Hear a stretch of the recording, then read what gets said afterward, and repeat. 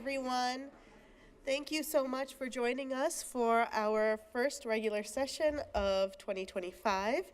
I will now bring this, on January 13th, I will now bring this meeting to order with the public charge. The Board of Commissioners asks its members and citizens to conduct themselves in a respectful, courteous manner, both with the board and fellow citizens.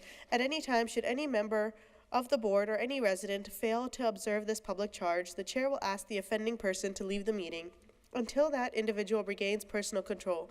Should decorum fail to be restored, the chair will recess the meeting until such time that a genuine commitment to the public charge is observed. Vice Chair Lee, would you like to read the land acknowledgement for today? It's on the Legistar too.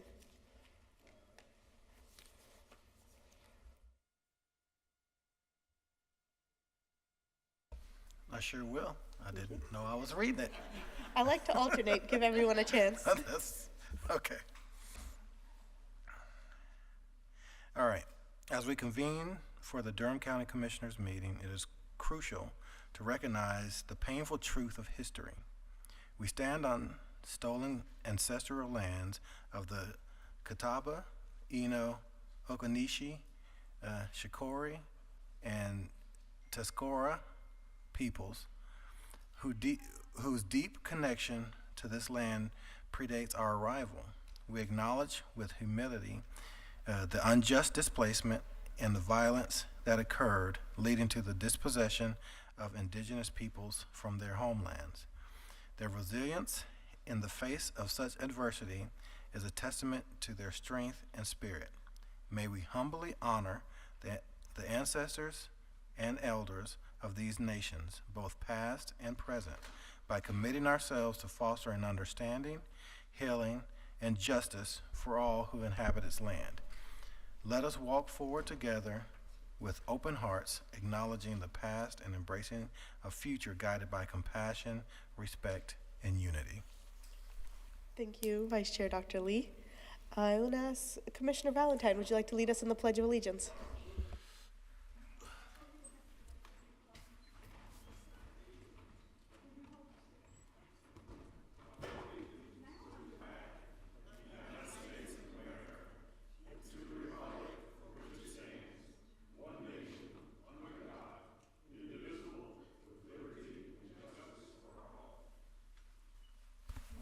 Thank you, Commissioner Valentine.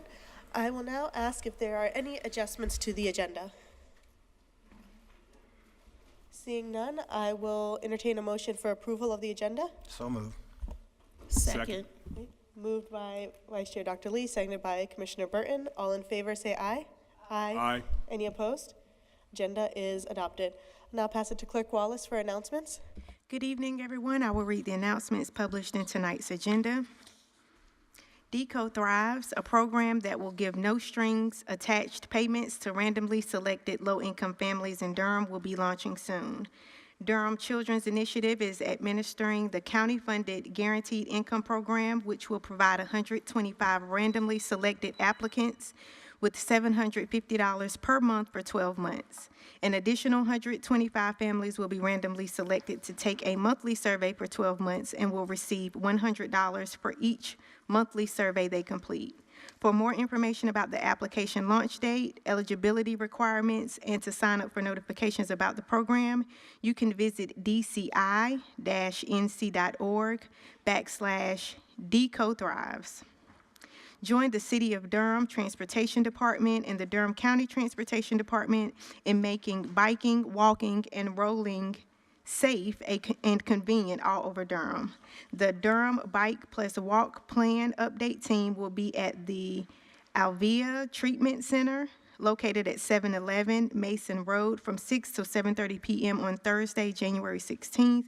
There is a link to register, and if you cannot attend, you can still give your feedback. There's also a link there. Most Durham County government offices will be closed in observance of the Dr. Martin Luther King Jr. Day holiday on Monday, January 20th. All offices will reopen with normal business hours on Tuesday, January 21st. And to read about the impacts to specific services, you could visit dconc.gov. Join Kids Durham Voting in creating a community poem for MLK Day. In honor of Dr. King, Langston Hughes, and all those past and present have dared to dream of a more just and equitable world. Kids Voting Durham invites you to share your dream for our community to be included in the poem. It's simple. You can submit your dream for our Durham community by Friday, January 17th at kidsvotingdurham.org. And Kids Voting will weave your dreams into a collective poem, collecting our hope for Durham and its dreamers. You have until Monday, January 20th, you'll be able to view the finished poem completed by the community. Everyone is invited to celebrate the life and legacy of Dr. Martin Luther King Jr. during the 20th Annual Durham City County MLK Employee Observance Program on Tuesday, January 28th. The event will begin promptly at 11:30 a.m. inside First Presbyterian Church located at 305 East Main Street. Dr. Anthony S. Lewis, Superintendent for Durham Public Schools, will be the keynote speaker for the event. There will also be musical selections provided by a singer, songwriter, and trained violinist, Kimberly Michelle. The Durham County Cooperative Extension wants everyone to know that the Durham County Food Security Grants Program is currently accepting applications to support community food security issues and efforts in our community. Grants will be administered by Communities in Partnership, utilizing equitable food-oriented development framework. Information and application can be found at communitiesinpartnership.org. The application deadline is Wednesday, January 22nd at 3 p.m., and you can contact Kendrick Petty with questions.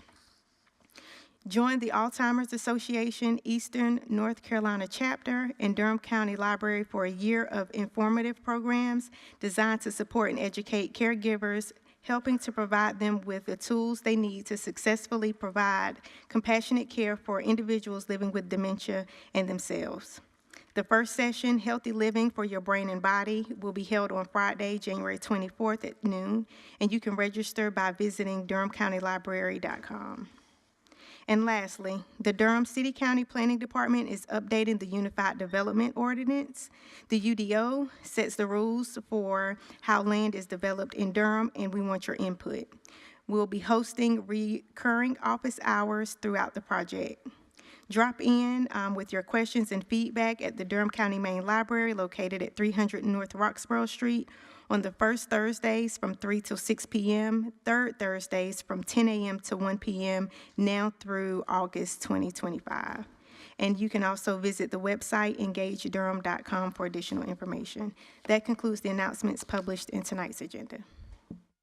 Thank you, Clerk Wallace. I'll now bring it to the board for any additional. Commissioner Jacobs? I actually just had two questions for Madam Manager. One is, what is the total amount of county funding that we are providing for food security through this grant process?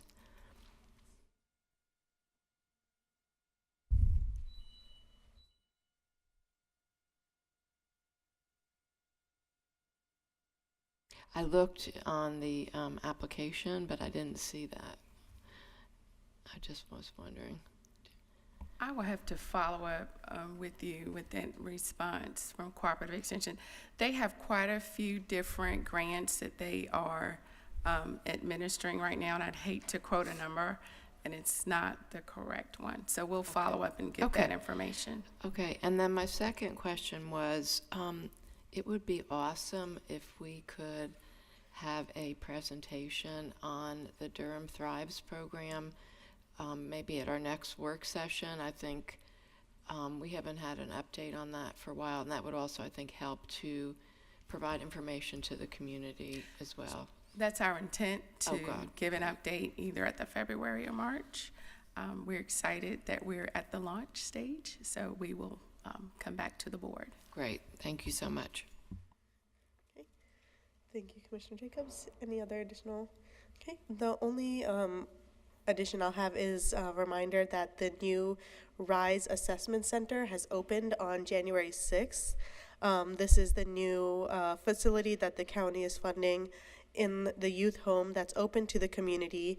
that's for youth aged 10 to 17 facing social, emotional, or behavioral challenges, that we are providing voluntary, cost-free services tailored for our youth at this center, and it's located at 2432 Broad Street in Durham, and they're open Monday through Friday, 8:30 a.m. to 5 p.m.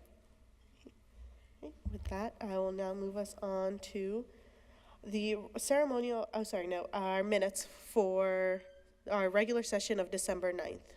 Are there any adjustments, or I'll entertain a motion to approve?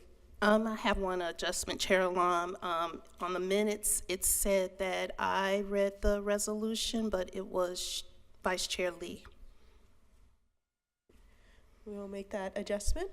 Do I hear a motion to approve the minutes as amended? So moved. Okay. Second. Moved by Vice Chair Dr. Lee, seconded by Commissioner Valentine. All in favor say aye. Aye. Any opposed? Okay, the minutes are approved unanimously. Now we'll move to our ceremonial items, beginning with the resolution celebrating and honoring Dr. Martin Luther King Jr., which each of us will be taking a portion, starting with Commissioner Valentine. Whereas Dr. Martin Luther King, a tireless advocate for nonviolence and justice, dedicated his life to fortifying the essence of the American character, tirelessly championing the civil and human rights of all citizens, and imparting invaluable lessons on courage and overcoming fear, love transforming hate, acceptance, dispelling prejudice, and mutual regard, extinguishing enmity, and in the face of adversity and violence, Dr. King ardently preached a doctrine of nonviolence and civil disobedience to combat segregation, discrimination, and racial injustice, firmly believing in humanity's moral capacity to care for one another. And whereas Dr. King played a pivotal role in the successful 381-day Montgomery bus boycott in 1955, protesting the arrest of Rosa Parks and the segregation of the bus system. And whereas Dr. King helped found and served as the first president of the Southern Christian Leadership Conference in 1957 to coordinate and support nonviolent direct action as a method of desegregating bus systems across the South. And whereas between 1960 and 1964, Dr. King delivered impassioned speeches in Durham advocating civil disobedience and nonviolent protests to dismantle racial segregation and discrimination at various venues, including White Rock Baptist Church, the Durham Business and Professional Chain, Hillside High School, the Southern Political Science Association at the Jack Tar Hotel, North Carolina College, now North Carolina Central University, and Duke University. And whereas Dr. King's extensive travels encompassing over 6 million miles, more than 2,500 speeches, and the authorship of 5 books and numerous articles showcased his unwavering support for nationwide efforts to combat injustice, drive social change, and promote desegregation from 1957 to 1968. And whereas on August 28, 1963, Dr. King led the historic March on Washington for Jobs and Freedom, the largest rally of the civil rights movement, delivering his iconic I Have a Dream speech from the steps of the Lincoln Memorial before a crowd exceeding 200,000 people, calling for an end to racism and advocating for the civil and economic rights of African Americans. And whereas the March on Washington played a pivotal role in the passage of the Civil Rights Act of 1964, prohibiting the discrimination based on race, color, religion, sex, or national origin, and outlawing unequal application of the voter registration requirements, as well as racial segregation in schools, employment, and public accommodations. And whereas Dr. King orchestrated the inspirational Selma to Montgomery marches in 1965, advocating for the enactment of the Voting Rights Act of 1965 to secure the right to vote for African American citizens. And whereas Dr. King, while supporting Memphis, Tennessee's garbage workers in planning for the Poor People's Campaign to champion economic justice, was tragically assassinated on April 4th, 1968. And whereas Dr. King galvanized millions of individuals to give back and support their own communities, a legacy that continues to this day, like Dr. Martin Luther King Jr. Annual Day of Service. Now therefore be it resolved that the Durham Board of County Commissioners hereby acknowledges and honors the life and contributions of Dr. Martin Luther King Jr. and commits to improving the human condition for all through the adoption of a racial equity framework, fostering quality education, affordable housing, equal opportunity, shared prosperity, living wage employment, safe and humane labor conditions, and quality health care in government decision-making. Be it further resolved that the Durham Board of County Commissioners call on the residents of Durham County to join in reflecting on and advancing Dr. King's legacy and realizing his dream. This, the 13th day of January, 2025, signed by the Board of Commissioners. Thank you. I'll now pass it to Dr. Lewis. Thank you to the commissioners for submitting this resolution, and thank you to our Durham community members who have historically written this resolution and submitted it to the Board of County Commissioners to hold us to some accountability for the life and legacy of Dr. King, and also the point at the end about advancing his dream through affordable housing, equal opportunity, shared prosperity, living wages and employment, safe and humane labor conditions, and quality health care and governmental decision-making. I think all of those things are so important to the work that we get to do every day in partnership with those of you who are our residents. I also want to bring back to everyone's mind the program that we have at the end of the month with the city and the county on January 28th at 11:30 a.m. at First Presbyterian Church, which is our MLK Day of celebration from the Durham City and counties together. Thank you. And I'll give this time if any of the commissioners want to have a comment. See no hands. Thank you so much, Dr. Lewis, for all of your work in bringing these resolutions and many others, and the work you do behind the scenes to not just have these words read by us, but to really have it in practice. Thank you. With that now brings us to our consent agenda. Item 24-0645, the capital project amendment number 25 CPA 022 is being pulled for public comment. And are there any other additional items that commissioners would like to have pulled? I also wanted to pull item, you pulled 0645, is that correct? Okay, 24-0789. Okay, pulling the 24-0789, that is the backup call center project, okay. Are there any additional items? Okay. Do I hear a motion to approve the consent agenda excluding 24-0645 and 24-0789? So moved. Second. Moved by Commissioner Burton, seconded by Commissioner Jacobs. All in favor say aye. Aye. Any opposed? Okay, the consent agenda excluding those two items is approved. Now moving to the items pulled from the consent agenda, I'm going to begin with the 24-0789. Commissioner Jacobs, if you want to ask your questions. Yeah, I just want to ask the staff, I know that this item has already been out for bid, and also that it does include there's many things included in the building. It's a $40 million project, but we did learn at our work session that it will be providing a backup 911 center for also the Office of the Sheriff, which will add another $4.5 million to the cost of the project. And I have concerns about us continuing this path of having duplicative services.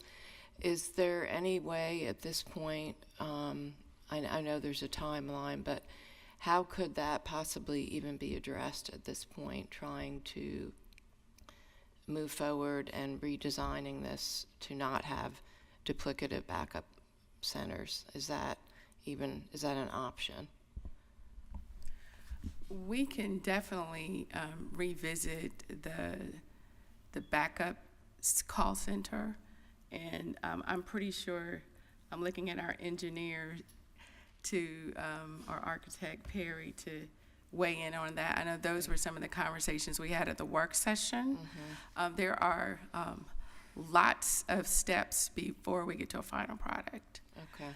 It will require conversations with the city as well as county staff for the various location of services that are there.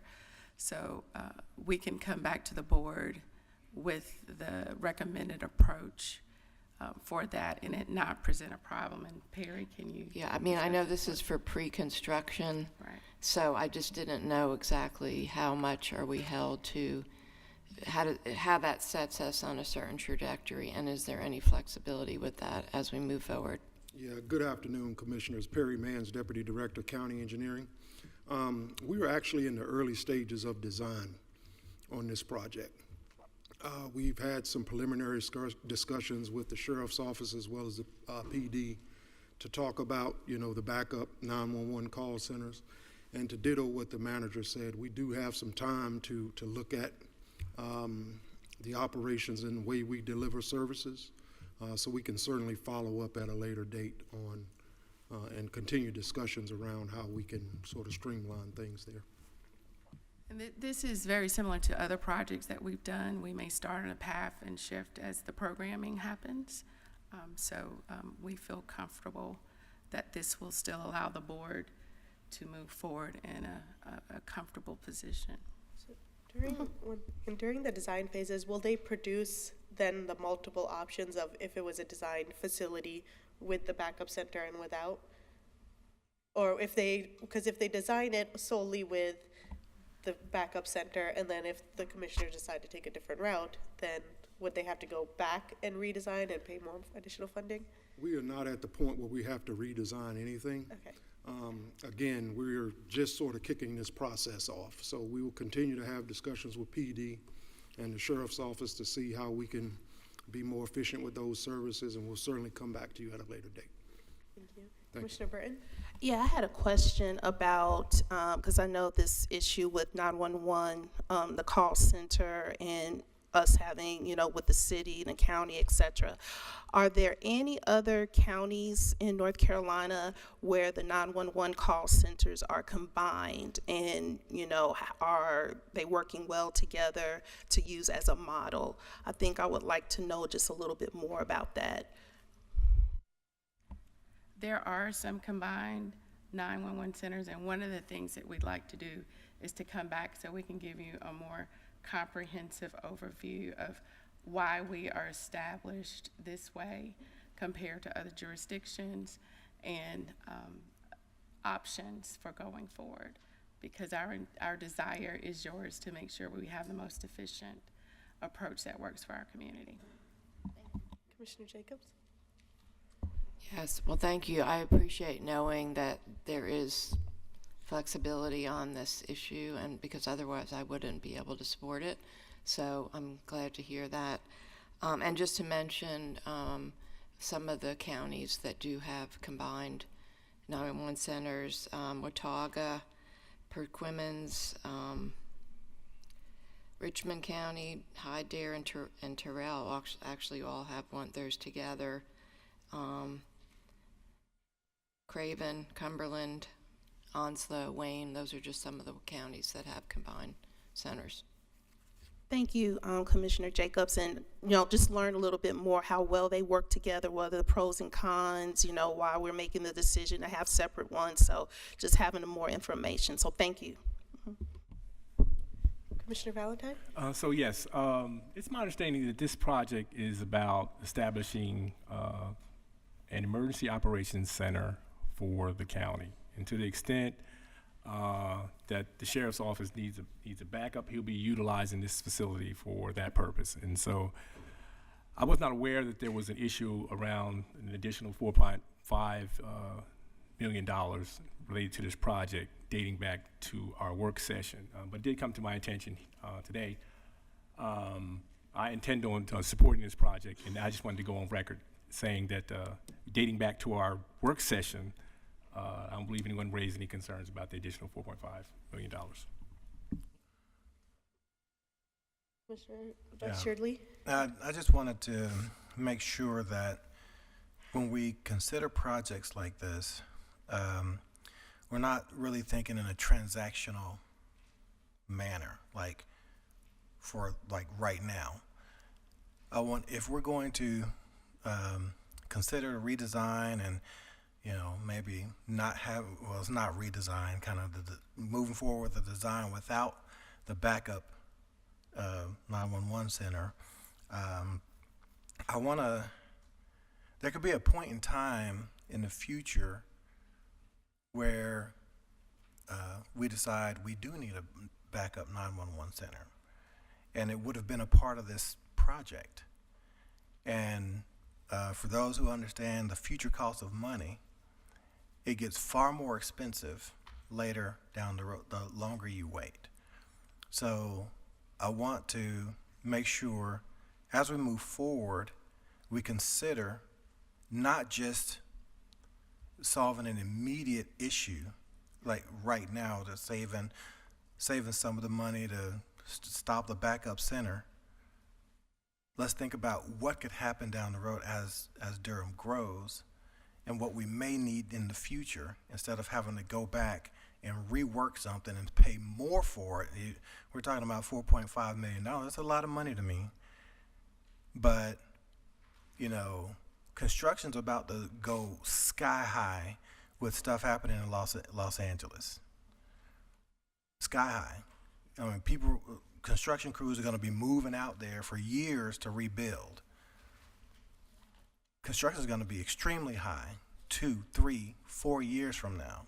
So I want to make sure that we're thinking strategically about what we're doing and what we're placing in different places, instead of an immediate, you know, let's move this here, move this there. We have to think strategically as a commission about what we're doing or what could happen in the future. Commissioner Jacobs?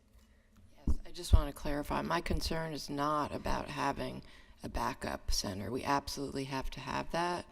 My concern is whether there needs to be a separate, 2 different backup centers, because right now we have a duplicative situation where we're funding a joint city-county emergency operations center, and we're also funding a separate, which is a joint 911 center, and we're also funding a separate Office of the Sheriff 911 center. So there would absolutely be backup. If we had a consolidated backup center, it would cover the city and the county. So I'm not questioning the need for a 911 backup center. I'm questioning the most cost-effective way to do that moving forward. So I just want to clarify that. Yeah, and for reference, the item says backup 911 and sheriff's backup call center. So it's 2 items, but this is for the amount to not exceed $275,000 for that initial planning that our engineer Perry Mans shared. Are there any other questions on this item? Okay, then I will move us to the second item where we have 24-0645. This is the capital improvement project for the sheriff's training facility. We have 42 speakers signed up, 39 in person, 3 virtual. Clerk Wallace, would you like to do the virtual first? Yeah, we'll do the virtual first, beginning with Chelsea Earls. And then when we're doing the in-person, well, for everyone, since there's so many individuals, for it to be time conscious, we're gonna have 1.5 minutes for each individual to speak. And when I'm gonna call up 5 individuals at a time, and you'll come line up on my left side, your right side podium, and there'll be a timer, and just make sure you turn your mic on when you speak.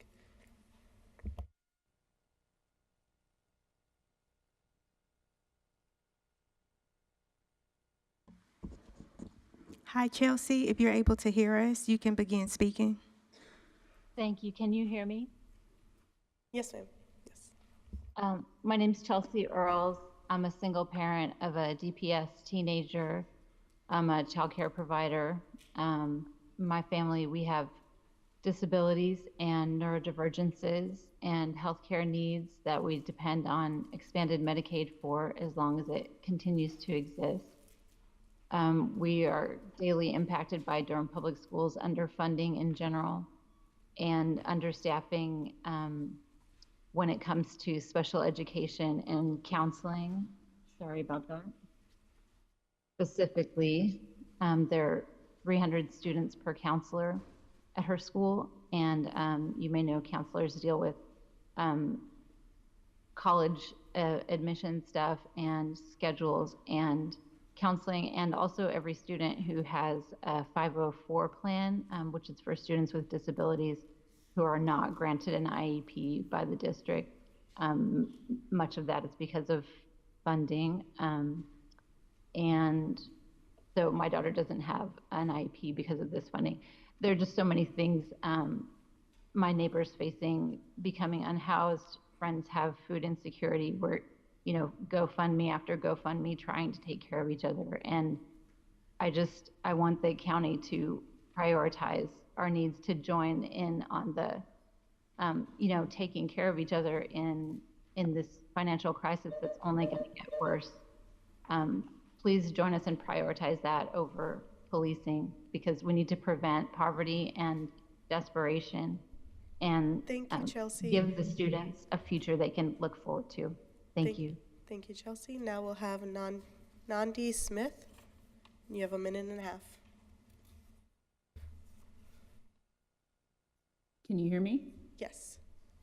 Hi, thanks y'all. My name is Nandi. I've been in Durham County since I think 2012. I'm asking y'all to vote no on this new facility. I feel a lot of concern after coming to the last work session and hearing a lot of questions around what metrics have and haven't been tracked, about the outcomes of this facility, and hearing a lot of the rationale be connected to the porta potties. And I'm like, really concerned around us deciding to spend $16 million when that's like one of the only big concerns that I've heard. And I'm asking y'all to vote no, but also invest in the next budget cycle into some of the priorities that have a wellness and prevention focus when it comes to safety in Durham. Over 560 people in Durham have signed a petition that we put out around asking y'all to vote no, but also asking for public safety by means of funding crisis and emergency services, including HART and more to EMS and 911 operators and even fire, particularly in this landscape we're in right now, where we're seeing more and more fires and climate disasters that are unnatural, but also human services and more to affordable housing and services for those who are unhoused and rent relief.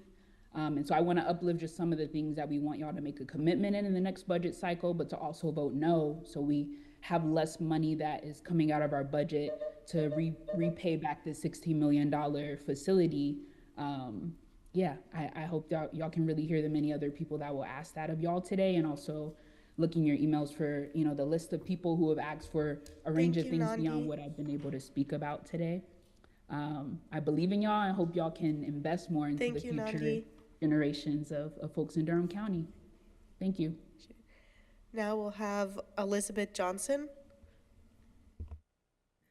Thank you so much. I am able to be on video if that's an option, but it doesn't look like it is. But hello, my name is Elizabeth Johnson, and I'm a PhD candidate at Duke University and a Durham resident of over 5 years. Recently, as one member of a larger research team, I analyzed dozens of interviews with law enforcement officers that others had conducted and identified common themes. One theme was that police officers from across the country felt overwhelmed by all the expectations put on them. Asking police to be therapists, social workers, substance abuse experts, and more, in addition to solving crime, doesn't benefit police or communities. Almost all of the police officers interviewed liked the idea of working with alternative responders who are specialists in areas like mental health. The HART program piloted by the City of Durham is a wonderful example of this, and I was very encouraged to see in the meeting agenda that this program might be expanded to Durham County. One thing I did not hear named as a challenge in these interviews was the lack of an updated training facility like the one we're discussing tonight. I don't honestly believe that a multi-million-dollar training facility refresh will help address the causes of overwhelm and overwork among law enforcement officers, nor improve outcomes for communities. In fact, allocating this large sum of money to this facility has the potential to increase tension between law enforcement and the community. I'm a native of Atlanta, Georgia, a city which has suffered extreme pain and division because of a proposed police training facility.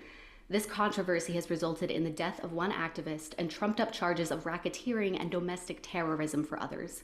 I don't want to see my new home in Durham plagued by the same division, violence, and repression that Cop City has brought to my hometown. Instead, let's fund programs like HEART that allow officers to focus on policing. Thank you. Thank you, Elizabeth. I'll now begin with the in-person individuals, so remember, come to this podium. Cara Martinez, Jennifer Carroll, Mike Sistrom, Meg Hopkins, and Destiny Planter.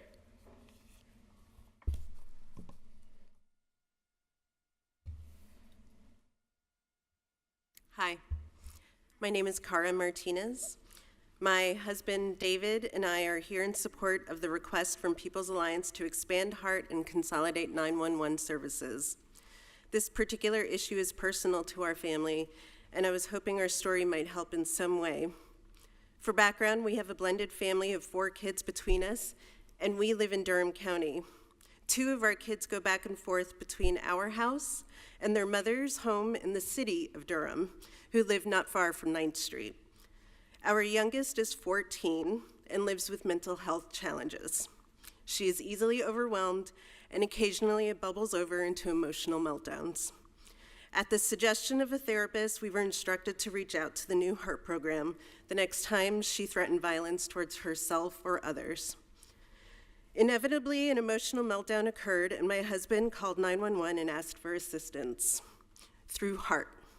We were told that since we were in Durham County, about a mile from the city, they would be required to connect us with the sheriffs. The deputy sheriffs arrived, and by the time they arrived, she had calmed down. After asking her some questions, however, they determined that they needed to bring her to the emergency room at Duke. While they were sensitive and respectful, they were required to handcuff her and bring her to the hospital in their car. We were given the option to follow in our own.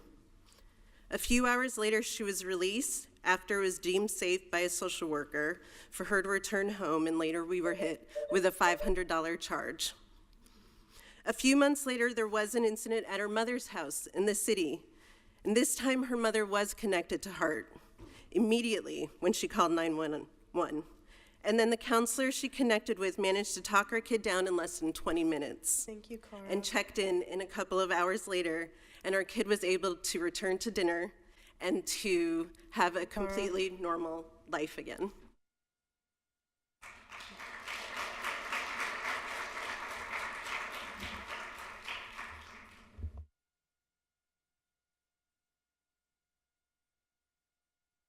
If you press the button to turn the mic on, it'll turn green.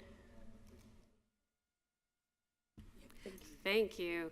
Good evening. My name is Jennifer Carroll. I've been asked to come back to represent the Durham Community Safety and Wellness Task Force and reiterate to this body and to the audience here and at home that the single most important policy priority established and identified by the task force is the county-wide expansion of the HEART program, which would be greatly facilitated by a unified emergency call center, but that's a different conversation. In pursuit of this goal, city leadership, county leadership, task force leadership, and community leadership has repeatedly asked for audience with the sheriff's office to discuss this and other issues, and repeatedly asked for a reasonable excerpt of computer-assisted dispatch data in order to inform these conversations. As far back as 2021 and as recently as last week, those responses have been met with mischaracterization and with absolute non-response, both of which are very challenging to interpret generously. The legitimacy of the sheriff's office is established not only in state law, but also through a social contract between that office and the community it serves, a community that authorizes law enforcement activities socially and politically through mutually respectful partnership and community collaboration. We urge you to vote no on all expenditures, even capital improvement expenditures requested by the sheriff's office, until such time as all parties are willing to participate in that partnership. We are not due the entitlements of that social contract until we show through our actions a commitment to upholding our obligations to that contract. Thank you.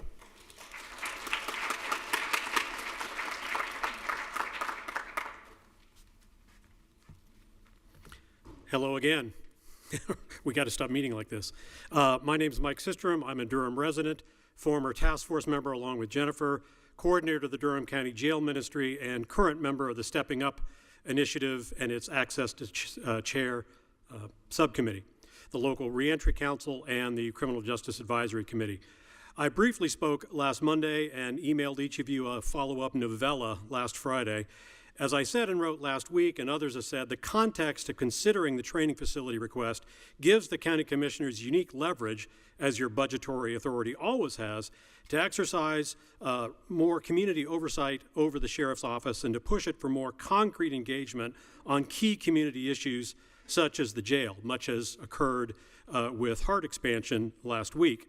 Last year, the People's Alliance PAC added a key question to their questionnaire for county commissioner candidates, as you all recall, about your support for more oversight over and improvements to the jail, and all of the winning candidates concurred. My email last Friday and the attached task force recommendations lay out the many pressing problems and areas for improvement at the jail. Some, though by no means all, are the consequence of the severe and continuing detention staff shortage set against an ever-increasing and prolonged jail population.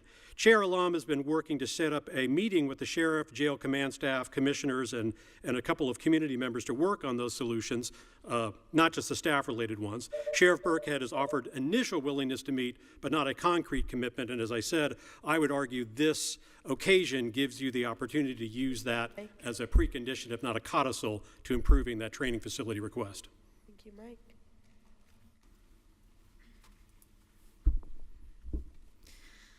Good evening. My name is Meg Hopkins, and I'm here as an organizer with the ACLU of North Carolina and as a resident of Durham County, urging you to vote no on using $16 million of taxpayer money for the expansion of the sheriff facility. The ACLU supports evidence-based investments in public safety that address the root causes of systemic inequities and uplift community members. The longtime over-reliance on policing is a failed approach to community safety that has only contributed to the crisis of mass incarceration and has caused more harm to communities than good. If we want to actually protect Durham residents, we have to focus on prevention, not punishment. The HART program in Durham is a proven alternative to armed police presence that offers holistic support to community members. Instead of investing $16 million of taxpayer funds in upgrading a firing range, we could expand the HART program countywide, have responders in schools, and offer our people the support that they need. Every year, the United States spends more than $180 billion to incarcerate more than 1.9 million people. Our country's reliance on police and incarceration fuels systemic racism. Rampant over-policing and over-arresting in Black and brown communities force individuals to live in fear. Fear of becoming trapped in a virtually inescapable system, being separated from their families, or losing their lives.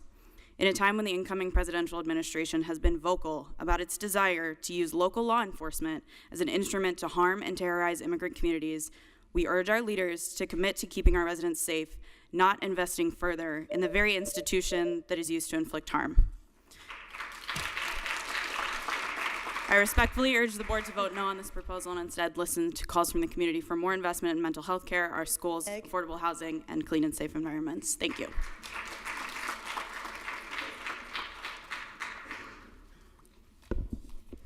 Before you go, Destiny, I'm just going to call up the next 5 people to line up behind you. Okay. Paul Wilson, Poet Williams, Kathleen Osinski, Mark Osinski, and Amanda Wallace.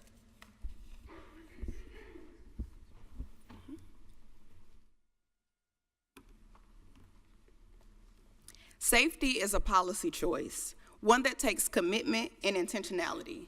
Today is the prime opportunity for commissioners to show what they are committed to and what their intentions are. Hi everyone, my name is Destiny Planter. I'm a civil rights attorney in the Families Project at Civil Rights Corps.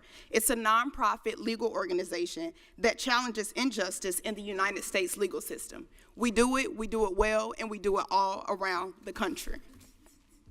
The police and child welfare agents frequently work together, for example, to effectuate removals and investigate allegations of child neglect. Just as police don't make communities safe, CPS, Child Protective Services, affirmatively harms children and their families while failing to address the structural causes for their hardships. So what does this mean for the residents of Durham? From our perspective, investing in Cop City may mean more investigations, more removals of children from their families, more surveillance, and more punishment of cash-poor communities and Black communities. We don't minimize the type of work it takes to shift budget line items, and we don't make these proposals lightly. We understand that it will take work to rebuild the social safety net, but this is the work we must do. We hope that the commission capitalizes on the energy in this room and seizes the opportunity to vote no. Thank you for your time. Again, my name is Destiny Planter.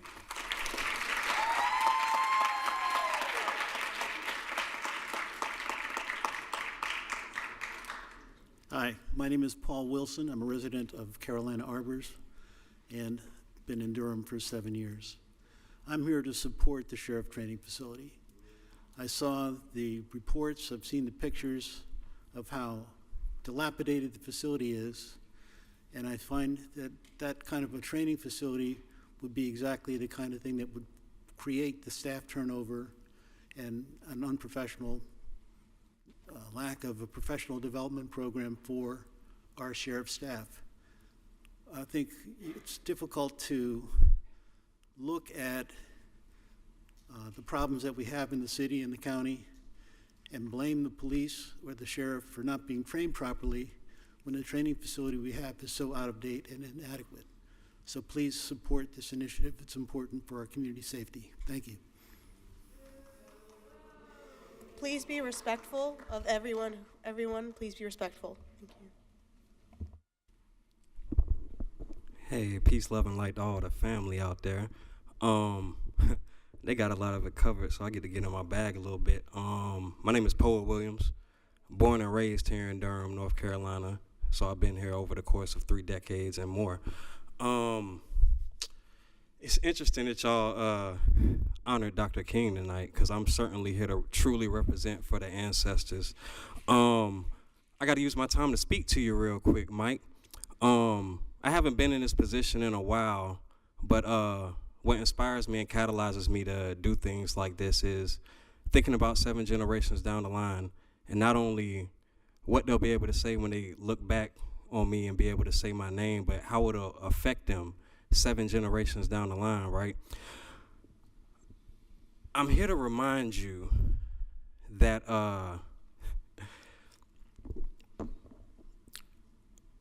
the main thing that's wrong with your stance is that if you think about your own family, if your ancestors took the stance that you have currently, you wouldn't be here today. Understand what I'm saying, Mike? If our ancestors thought that what if Harriet Tubman accepted that slavery would always be here? What if Rosa Parks accepted that we would always be second-class citizens? You understand what I'm saying, Mike? I need you to accept something different in this moment and vote no. Poet. Thank you, Thank Poet. you.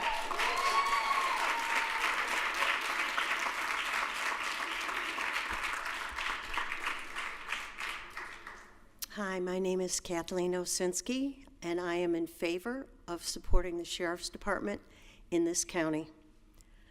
As a teacher who had worked in buildings built in 1922 in Detroit for years in the inner city, working with gang members, watching what happens when they don't have the support of a sheriff and a police department that supports rehabilitation, helping these children after school, helping me start programs up there. I truly believe that the Sheriff's Department down here with that facility is not treated as a professional department. Those conditions, the pictures say it all. It's appalling. And if we had to work in buildings that only had porta pits, no running water, no rooms to basically stay out of the harm's way with the weather, we would not feel like professionals. Therefore, I support this, and I hope that the Sheriff's Department, along with the HEART program, can work together to help the children and future generations, because as of right now, with the condition of this country, I do fear for future generations. I'm going to ask again that we please be respectful of everyone. It is part of the public charge. Thank you. Hi, my name is Mark Olsinski. For 10 years, I was an IT director for a municipality up in Michigan. I ended up supporting both the police and fire departments, and as I became more involved with each of these, I realized how many different responsibilities they have that many even in the community do not realize. The way to fulfill these roles is through proper training. If an individual is not properly trained, there's a higher chance of failure. Same thing with groups and teams. If they are not properly trained, there's a higher chance of failure. At one time, I was certified at both search and rescue and incident management. If people don't know what that is, that's a civilian emergency response team. I got that opportunity because the police department had the resources to train us locally. And so I'm always fully in support of training for both police officers and fire. Thank you. Amanda, before you begin, I'm going to call up the next 5 people. Rafiq Zaidi, John Orth, Emily Varner, Dorian Gomez, and Maxine Eloy. Go ahead? Yeah. Okay. So I'm not even going to touch what they just said. So my name is Amanda Wallace, and I'm the founder of Operation Stop CPS. And I stand before you today to voice my deep concern and frustration over the proposal to allocate $16 million to renovate a training facility for the sheriff's office. And at the last meeting, I heard the commissioners speak about the vision of a scenario where there's an and, right? A world where we have both police and community support. But let me be clear. That vision is not only unrealistic, but it's harmful. The idea that we can both maintain a robust police force while fostering true community safety is fundamentally flawed. The existence of police is, by design, a threat to community well-being. For many of our neighbors, especially those who are Black, Indigenous, and marginalized in any way, the police are not protectors. They're a daily source of fear and terror, right? Like somebody just said, talking about porta potties, is people sleeping in tents with no access to any bathrooms. But we sitting here talking about a training facility and making sure that that's better. And it's infuriating, and I hope you feel it, that like we have to stand here and even have this conversation on a Tuesday when we could all be doing other things, especially when, again, you know that people are unhoused here and that families are being torn apart via the family policing system because they lack resources to thrive. But again, we're sitting here talking about pouring $16 million into a cop city. But like last time, I'm going to use this rest of this time, even though, because we should get more than 90 seconds, that we are having a teach-in tomorrow at the East Durham Library, and I hope that you all come so we can make the case that Child Protective Services is family policing, and if you continue to invest in policing, you will lose all of these votes. Amanda. Do not think you're going to sit in that seat again.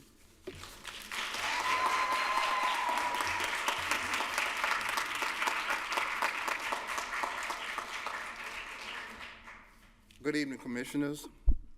My name is Rafiq Zaidi, Minister Rafiq Zaidi. I'm with the Nation of Islam. They took all my sins away from me. So I got to get straight to the point. I stand before you at this juncture as an elder in this community who has witnessed countless decisions made by this commission over the years. I've seen the approval of trillions of dollars of taxpayer money, but very little that has been actually gone to support the families that are actually in need. In fact, the opposite seems true. What I'm getting ready to say is very painful. We are in the calm before the storm. If you really fashion what's going on in LA, in California, you would focus your money at this time on disaster preparedness. It's going to hit. I am here to make an announcement tonight. Durham is in the eye of one of the most major storms that hit this country. While you fooling around with a building instead of building people, You should be investing in saving life, in building families. So I'm here to let you know tonight that you cannot say that you haven't been warned. You keep tap dancing and playing with these taxpayers' money for your self-gratification with these contractors and developers, and you will pay a dear price. Thank you.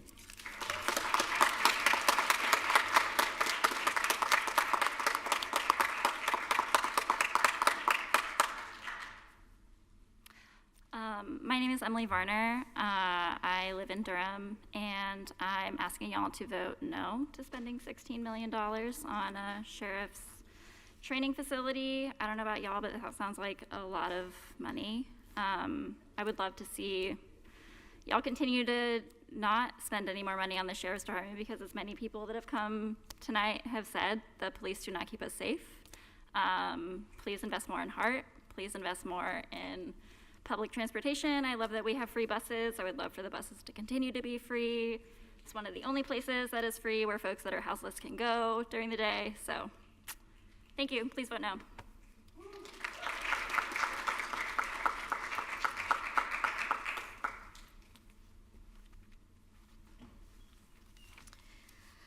Good evening.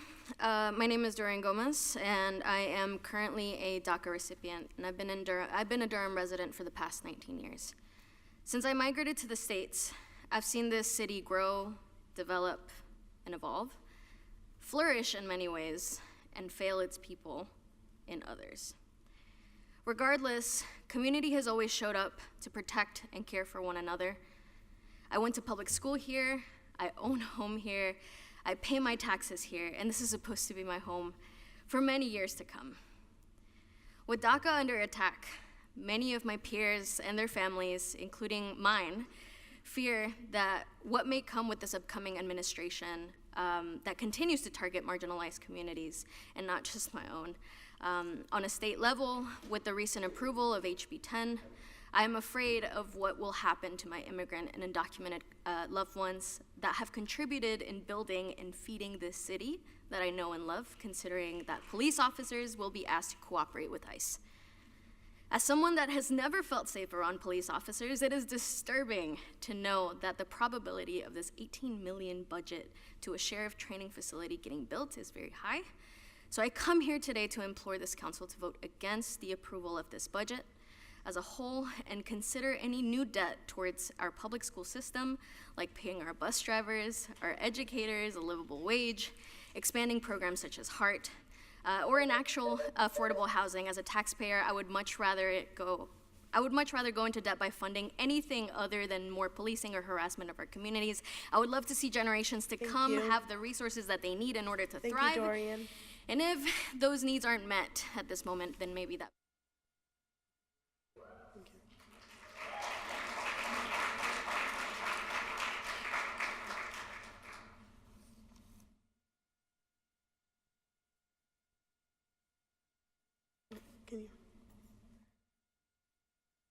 Thank you. Good evening. Thank you all for being here today, or this evening. Within our land acknowledgement, you invoked our history, the history of our ancestors of this land and the people who have taken care of this land, even honoring Dr. King and his legacy.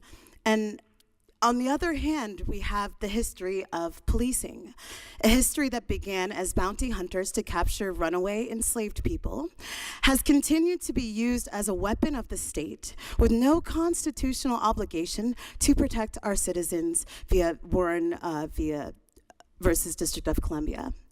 And then I think about my history and the people that I know who have been harmed by the police. I think about a recent conversation I had with my Haitian father, who's been a citizen of this country for 30 years. And because of HB 10 and his skin color, his accent, he's now started carrying his papers with him everywhere he goes, just in case of the opportunity that he may be pulled over by the police and asked about his citizenship. $18 million towards what exactly? There are many, many resources that need to be funded that genuinely help people within our community. Unhoused people also don't have cozy restrooms or even public restrooms that they can easily access. We continue to say training facility with no transparency about what that training is.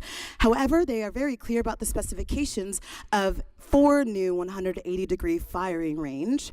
It doesn't sound like de-escalation training would be prioritized in a space that is packed with ammunition and weapons training. We know the police aren't here to keep us safe, and there are many beautiful people of color on this board. And tonight, you have an opportunity to honor your ancestors by saying no to this investment, no to perpetuating harm through using hardworking. And if you can please state your name for the record, sorry. Maxine Elwa. Thank you.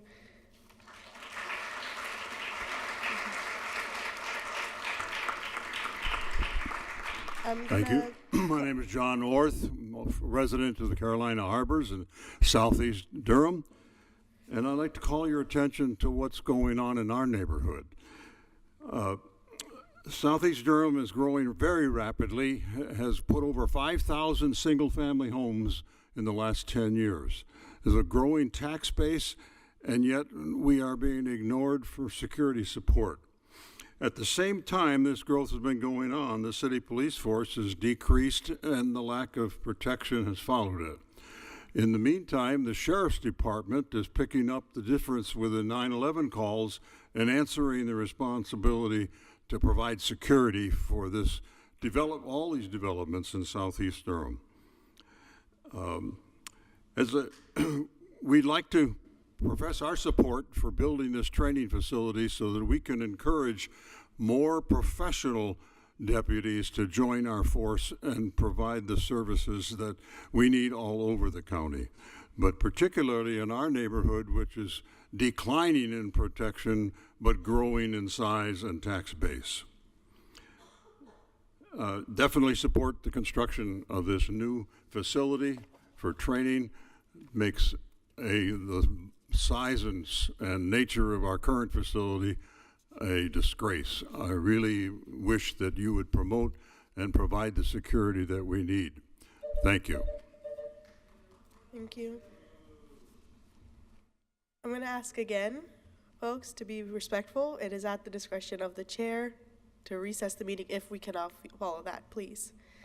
Tari Coleman, Reina Rosenko, Wendell Bullard, Herman Sperling, and Kim Crossman.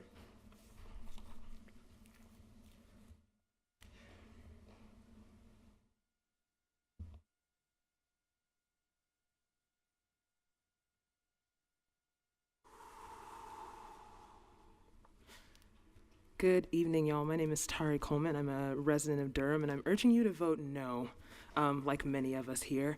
In all honesty, to keep it real with y'all, we're acting like Durham comes from money. Like, I don't come from money, so when my car started messing up last winter, I drove that car into the ground. Like, I was putting antifreeze and coolant into my tank every opportunity I possibly had. Like, when something broke down about my vehicle, my first response wasn't to spend an exorbitant amount of money on something new. It was to work with the thing that we had. And the main reason that I've been hearing about this new training facility is the dilapidated condition, the derelict condition of the facility that we have right now. I just don't understand why. And it's the bathrooms. The bathrooms seem to be a really, really big thing. And I just don't come from money, and it just feels like this is a very like rich mentality to have, where we're willing to go further into debt to support this one thing. Like, we haven't spoken about what kind of training is going to be happening in these facilities. We have a sheriff that agrees that expansion of HEART program is really, really important, but isn't talking about what kind of training is happening in these facilities. I've heard protection of property will have an impound lot to hold all of the cars and the things that we take from people, because we've noticed that people get really, really funny when their property is taken away, and maybe they want to get that back. I don't know. But I want to urge y'all to vote no, because I honestly, I don't have it, and I don't think a lot of us have it. Thank you, I don't Tari. have $18 million to spend on this training facility when Thank you, maybe Tari. porta potties are good enough, in all honesty, for the training that doesn't happen in the first place. Thank you.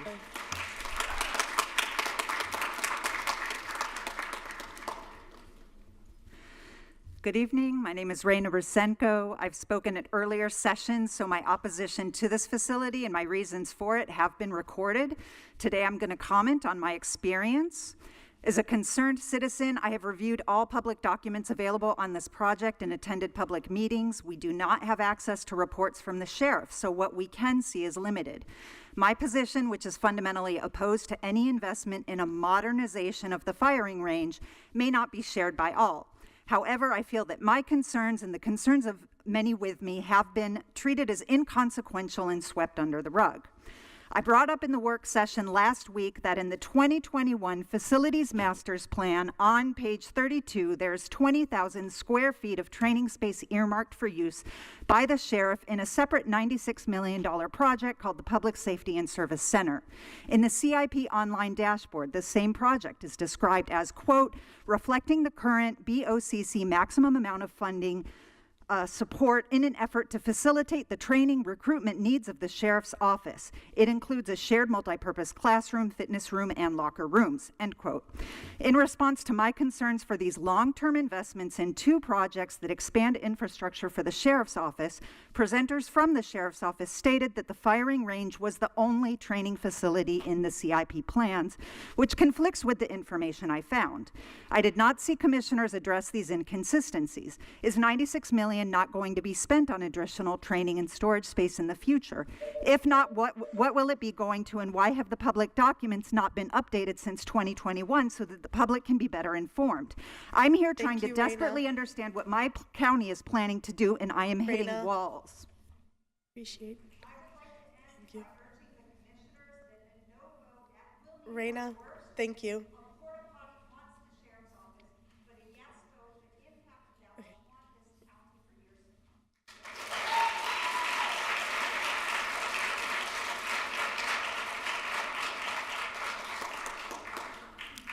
Good evening, Madam Chair, County Commissioners, staff, county residents.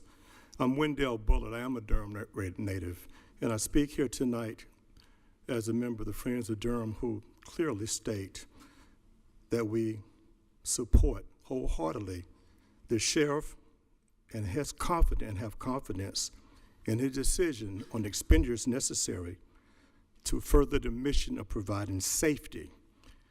And in that space, I speak as a military veteran trained by the United States Air Force to protect the most lethal weapon known to man. That's called nuclear weaponry. If you do not have trained law enforcement in conjunction with alternative programs, we're all at risk. That training cannot be weaponized and be archaic. It has to be consistent with where we are in our larger society. So thank you.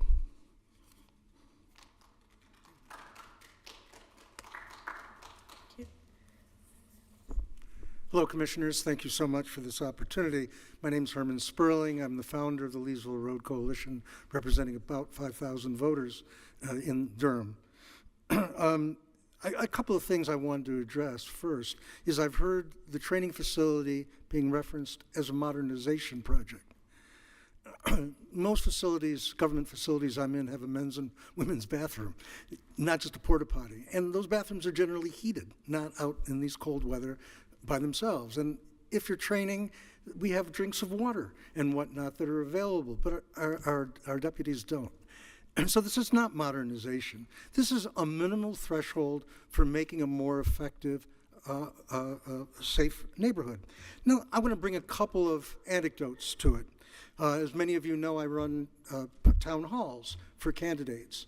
And in one of those town halls, Deidreana Freeman was there. And it was her turn to speak, and she went quiet. And I said, Deidreana.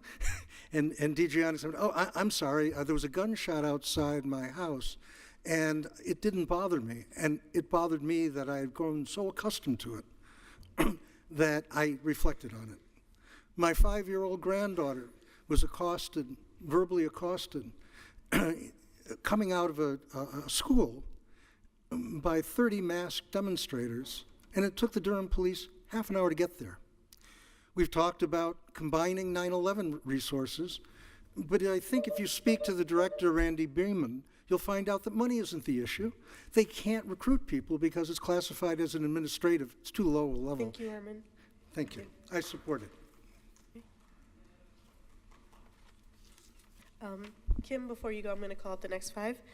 Meredith Wilkinson, Quade Gallagher, Max Tinter,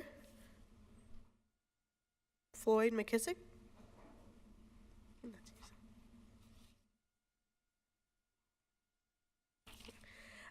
Quinny Sanchez Lopez.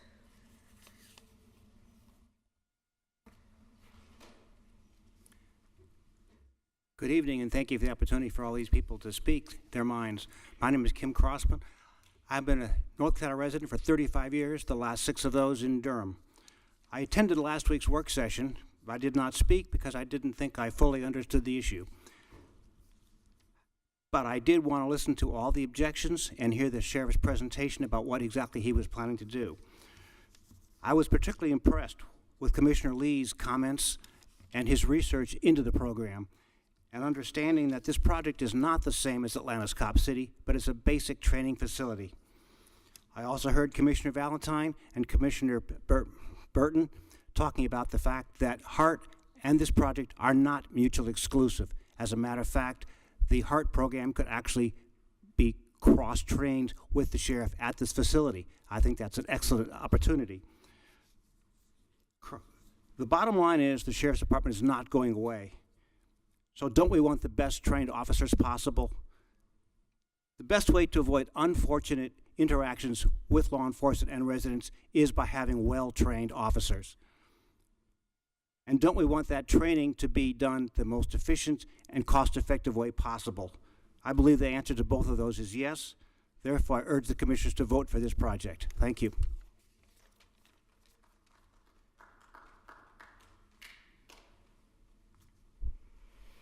Hi, my name is Meredith, and I think the first thing I want to say before I read what I actually wrote, given the introduction about Martin Luther King, is just that a lot of people think that those of us who want to defund police are saying crazy things, but I think that the things that he was saying in his time were also viewed as crazy. So again, my name is Meredith, and I'm a resident of Durham County, and I'm here along with others to demand that you end the proposed expansion of the Sheriff's Run Police Training Facility.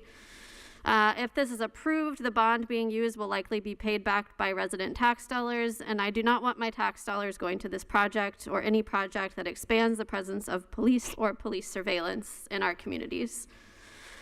Now, with the incoming Trump administration, we know that our people, particularly our undocumented community, our queer and trans community, any of us who don't fit neatly within their boxes of what is acceptable, we're going to be even more targeted than we already are. And what makes us feel safer is not more police, not even, quote, better trained police.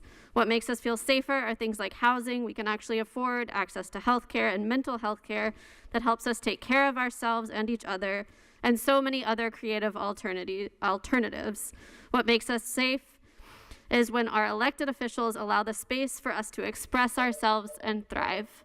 Thank you. Please vote against approving the funding to this facility.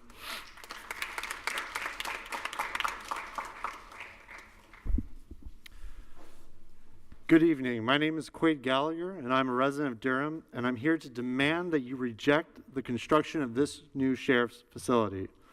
I'm urging you to listen to the resounding rejection from our communities, making our voices loud and clear through emails and public comments like tonight, through organizations like Durham Beyond Policing, Mothers for Ceasefire, and others, through the personal and collective losses of loved ones due to police brutality here and around the country.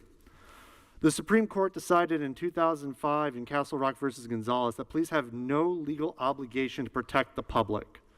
As somebody who grew up in an alcoholic and abusive household, I was never protected by the police. Only my abuser was, and he was let go time and time again with only warnings and slight reprimands. because it was more important to maintain the status quo of white supremacy and patriarchy than it was to protect me and my siblings. No new training center was going to change that. Whether it is ICE raids, Muslim bans, or some other new form of fascist or racist policy, the Trump administration will find a way to use this new training facility and any resources of the police against us and our neighbors.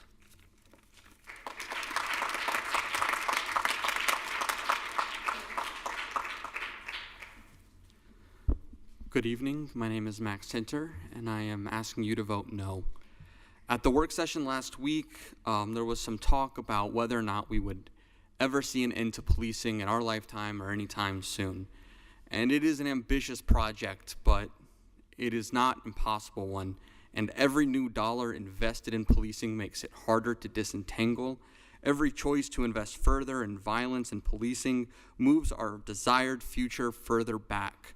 When we ask these questions about how this future is possible, you've heard from countless residents about their lived experiences, about actual research, and just about their sentiment about how we can move forward into a future where this policing is not necessary. We've heard talk about the best way to avoid violent and destructive interactions with law enforcement, and quite frankly, it's not training, it's limiting the amount of things that law enforcement needs to respond to with a gun. We heard about law enforcement being called for mental health crises. We hear law enforcement responding to things that they have no business responding to. This future is not beyond our imagination, but it takes bold, courageous action, and you have heard from countless residents that they want you to start that process tonight. Thank you.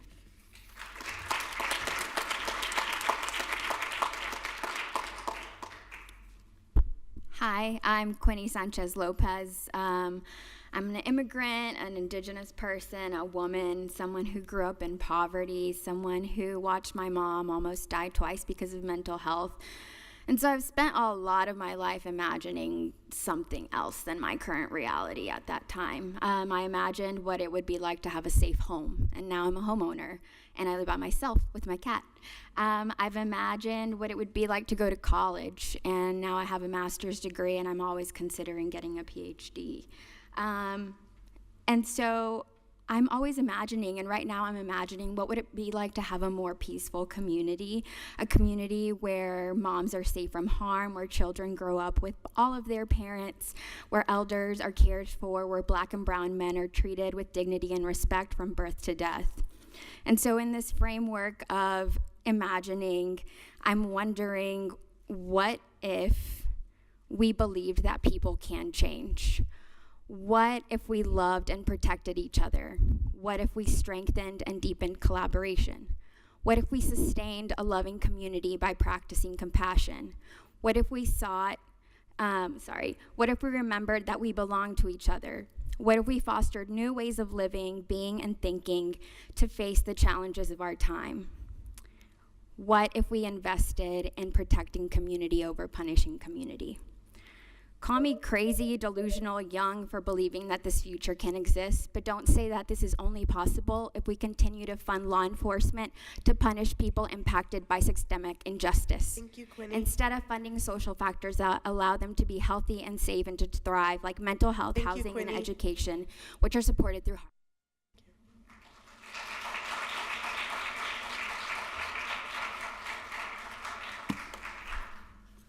Let me first thank you, Madam Chair and Commissioners, for being here this evening and patiently listening to all the public comment you've received.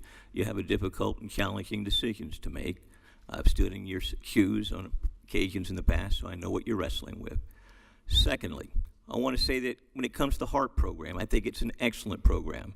I think that Ryan Smith has done an outstanding job in the way it's been executed here in Durham, and I fully and completely 100% support its expansion into Durham County. Likewise, I believe that in terms of consolidation of 911 services, there's a way to get that done and get it done effectively. I think we can work together in this community and reach consensus on these issues.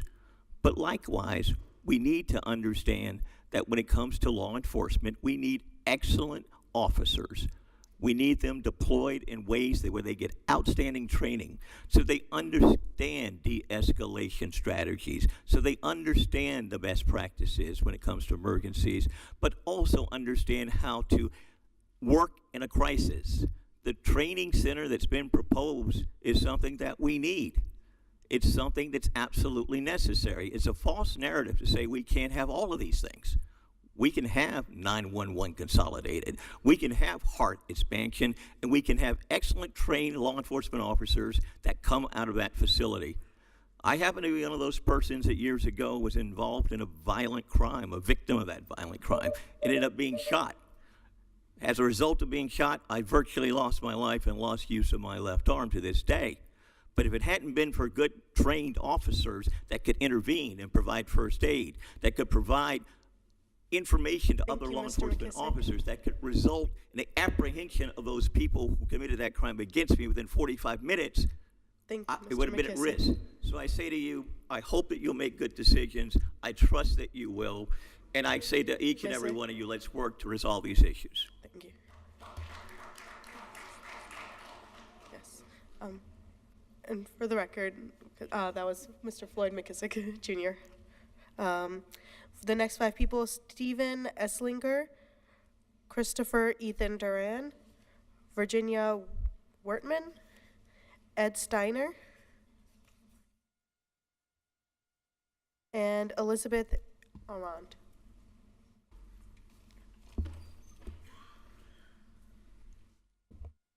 Okay. Hi, I'm Steve Esslinger. Thank you for the time. I moved to Durham about 5 years ago, and shortly after I moved here, my house was broken into and things were taken out of my garage. And when I told my friends from Wake County, they said, well, what do you expect? You moved to Durham. Is that the Durham that we all want people to think Durham is?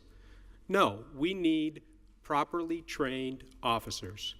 And with the massive growth in this county, it's just, the need's just going to be greater.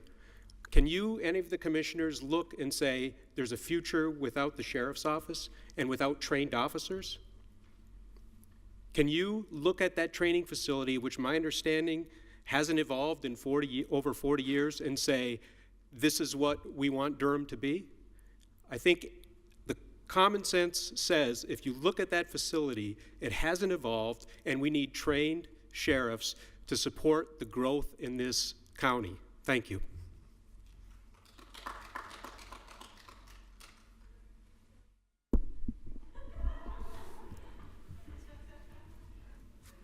Hello, my name is Christopher Ethan Duran, and the reason that I give you my full name is because I want you to know that I'm speaking from the bottom of my heart and for the people of Durham. I do believe that $16 million is an excessive amount of money to put into a police/cop city.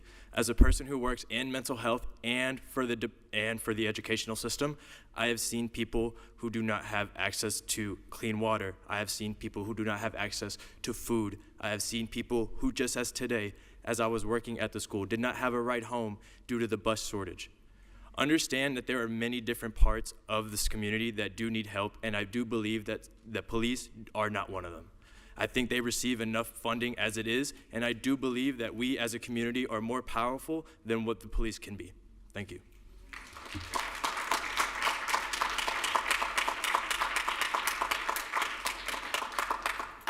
Hi, my name is Ed Steiner, and I moved to Durham 6 years ago. I feel the highest priority of any government is protecting the citizens. To me, that means fire protection and police protection, and in this case, from the Sheriff's Department. It is imperative that the Sheriff's Department has good training and has a training facility that can recruit new people. Without new people, everything goes downhill. It has to be done. My granddaughter's husband works for the Sheriff's Department. Every day, they put on a badge, they go out there and they risk their lives. I think it's very, very important to support these people, to respect them, and to make sure they have a professional facility for training. And I urge you to approve the project. Thank you.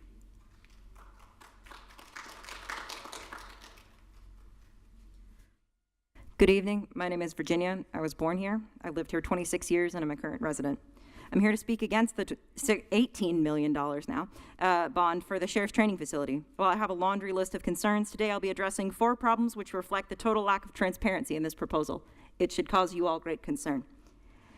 1, Sheriff's Office doesn't have any oversight, and it has 0 accountability to other county offices. I understand it is easy to operate off of trust and existing relationships, but I beg you to reconsider the implicit trust that is placed in this institution. No office should operate with impunity, especially not if they have free access to literal weapons of war at taxpayer expense. 2, Sheriff's Office has provided no details on what training will take place at this site. Highly militarized exercises like the kind practiced at similar problematic training facilities across the U.S. are more likely to increase use of force from officers. We do not want law enforcement to have a militarized playground to practice and refine their violence. If we have nothing to fear for them, why won't they just tell us what kind of training is happening there? They should be elated to transparently communicate how their training will improve outcomes, and yet it appears they won't provide us with any clear evidence of training to use de-escalation or reduce use of force from law enforcement officers. This is because adding resources to an inherently violent institution cannot solve the problems of our community. 3, there's no environmental impact report. If this project is really invested in being as green as they claim, the environmental impact report should absolutely be a part of this proposal. They slapped a LEED certification on the building, but if they haven't done the work to assess the land, how the heck are they saying that this is a valid certification? It doesn't extend to anything beyond the building.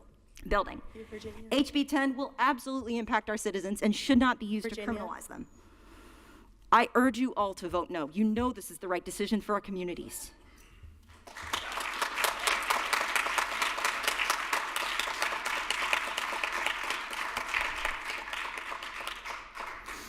Good evening, Commissioners. My name is Elizabeth Arant. I'm speaking tonight to ask you to vote no on the proposed training facility for the Sheriff's Department. I've noticed that we keep being told that training will make their deputies better able to do their jobs, but the thing is we have people who are already fully trained to do the things that we're asking law enforcement to do. We have fully trained therapists, counselors, peer support specialists, resource specialists, conflict resolution experts, medical professionals. Those people are already fully trained and doing the work that actually makes our community safer, but they don't have the funding that they need. I keep hearing folks bring up this idea of both and, or saying that policing and alternatives to policing aren't mutually exclusive, but even if you believe that, which I do not, when it comes to our budget, it is literally a zero-sum game. When we spend money or take on debt for one thing, there's less funding available for other things. Big changes are coming to our nation, changes that make me truly afraid for the next generation. To shape a livable future for ourselves and our children, we will have to take decisive action and lead with our values, not with our fears. I urge you to vote no on this facility. Thank you.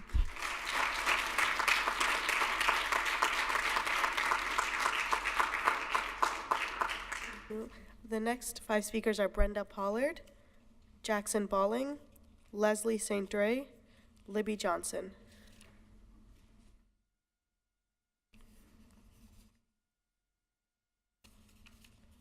And Letitia Faison.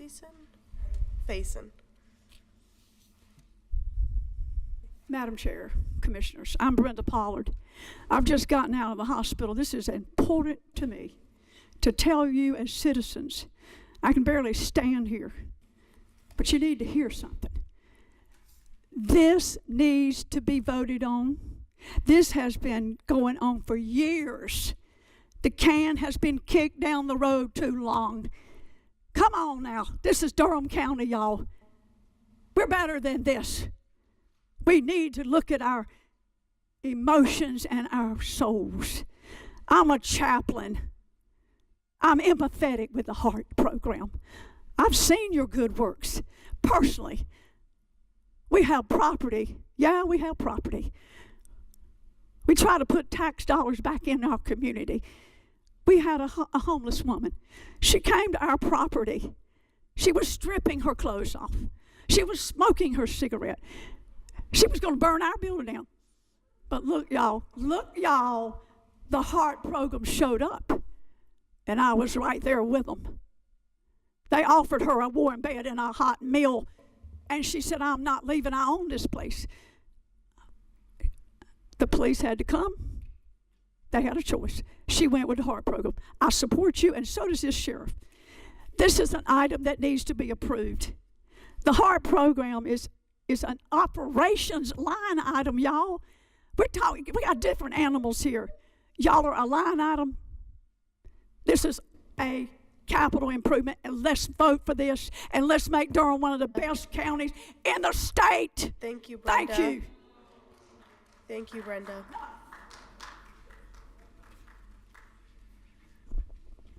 Good evening, my name is Jackson Balling. I am here to speak against the proposed sheriff training facility.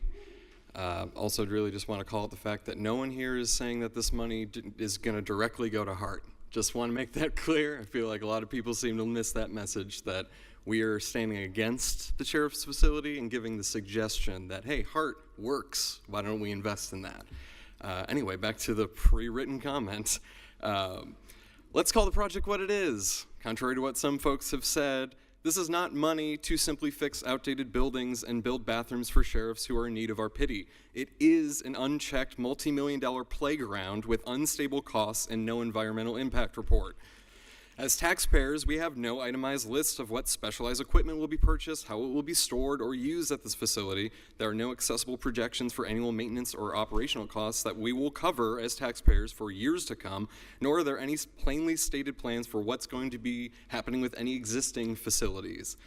This lack of transparency extends beyond financial costs. With HB 10 forcing sheriff departments to comply with ICE, we have no guarantees about how these facilities could train officers to detain and deport our neighbors. Would you be comfortable giving anyone a check for $18 million with so many unanswered questions? When you look past the sheriff's vague promises about improved training and resources for their deputies, what's left is a request for Durham County taxpayers to take on more debt. And for what? So our law enforcement can learn to shoot military-grade weaponry and trigger deafening explosions that need to be blockaded from their neighbors? Our community deserves better. Show them that you're listening and vote now.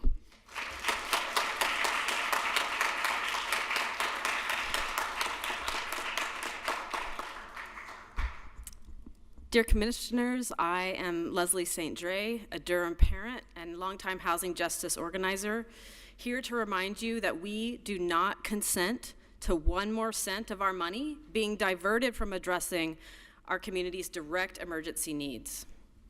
Today, we pack tents, sleeping bags, survival gear packs at our kids' preschool to distribute to unhoused neighbors because you refuse to listen to county resident surveys demanding that you prioritize truly affordable housing. And because cops are out there stealing all of the belongings. We should be here today discussing a comprehensive plan to address actual emergencies to help people survive. Not one of you shared a shred of evidence that policing has ever prevented harm or provided life-saving needs. No empirical study has ever been able to prove this. It's magical thinking propped up by a successful propaganda industry that desperately wants us to forget its slave patrol history, which continues in various forms today. It has sold the illusion that cops exist to do a job no one else will, to address serious violent crime. Yet, 50 years of national crime data, 50 years. New York Times' national survey and even local data reveals only 1% to 2% of law enforcement time goes to addressing serious violent crimes, and it certainly doesn't result in prevention. Even Commissioner Lee, you validated that your lived experience with police is one of racial profiling and harassment. This is not addressing community safety that we need. No to looting our tax dollars and futures now Leslie. or ever.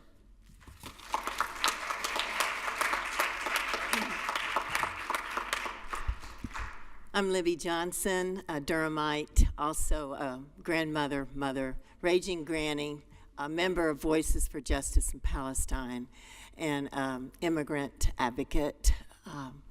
And we, as Durham County, just heard a beautiful proclamation that believes that Martin Luther King Jr.'s legacy needs to be upheld. If he were alive today, I don't believe Martin Luther King would at all embrace more training for sheriff deputies to be able to fire better, to be able to kill people on our streets. Martin Luther King Jr. embraced community and nonviolence, and that we, the people, keep each other safe. If we need more guns, if we need more people trained to kill, then something is wrong with us. We cannot continue. First of all, we are pretty privileged to even have a house over our heads, a roof, and a pot to pee in. We are not living under a rubble and ignore people that are suffering. We need a non-violent, thriving community, love and compassion shared with each other. We keep each other safe.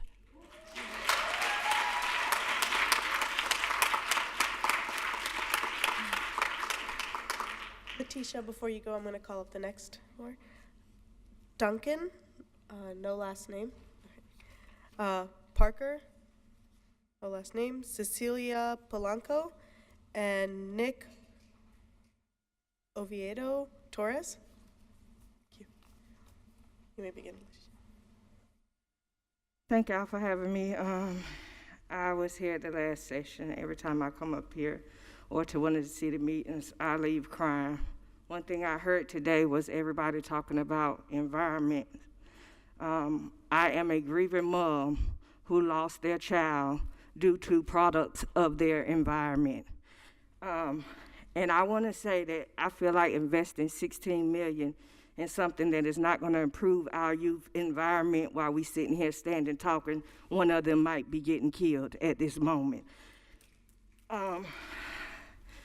It puzzles me that we sitting here arguing about this because y'all said 4 to 5 years ago it was brought to the community. Over these past years, I do think a lot of stuff have changed within Durham communities that maybe this should have been brought back to the community again, but I see we still pushing for it. But as a grieving mom, I want to let y'all know I have a petition that was probably sent to all of y'all of 555 Durham people who are voting no against this $16 million training center, if y'all would take a chance to look at it and understand that some people just can't make it to the meetings. Some are like me grieving over their kids that probably just got killed last week. I want y'all to think about everybody talking about the environment and think about Durham's environment. We have our kids dying every day. And I'm a grieving mom that's standing here on behalf of them, still grieving of a child that I lost in this community due to its environment. So if you want to improve something, improve Durham environment.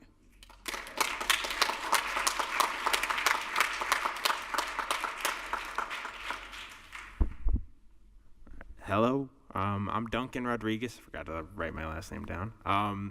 I don't have the same lived experience or work experience that a lot of other people who've spoken for no tonight, but I do have a phone, and I searched up the 2024-2025 approved budget, and you can just kind of see in the public safety section how uneven things are in that there are the recidivism reduction programs and reentry aids that the county funds, but much less than the sheriffs already get funded.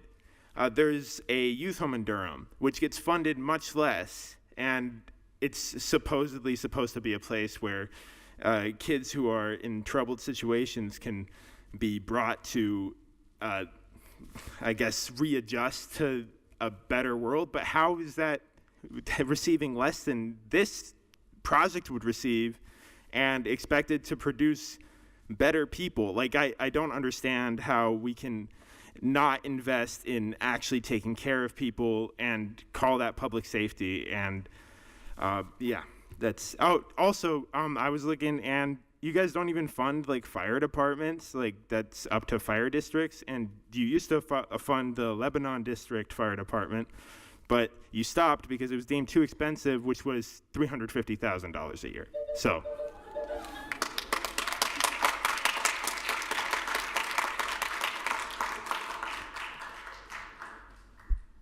Hey, my name is Parker Ussery. I'd like to use my time to offer a few rebuttals to some of the comments the commissioners made at the last meeting. First, the narrative that this vote didn't have to be a choice between the facility and care programs for our community is false. It is an either-or situation, because initiatives like this new facility constantly get prioritized over care programs. The excuses are always that we don't have enough money or that the community doesn't know what's good for us. Our officers needing more training was another point made that doesn't add up. No amount of training or reasoning will reform or better the police. We have seen the implementation of various types of training, such as diversity training, do nothing to eliminate police biases or assumptions about community members. So what will allowing them to be better trained with guns do to solve this issue? Better trained on firing ranges to shoot people? That doesn't sound like diversity training. If, as stated in the last work session, folks recognize the harms that police participate in, then they would take a pause before voting on this matter. This may not be an exact replica of the Cop City in Atlanta, sure, but the fact of the matter is that both facilities will be used for some of the exact same things. We're talking about porta potties and swampy land now, but what will you do when the police ask for more money or for an even bigger facility? There are some unanswered questions about operating costs of this facility and who will actually be paying for the bond. Will you make these decisions without the voices of this community? I hope you don't, because that goes against everything you say you stand for.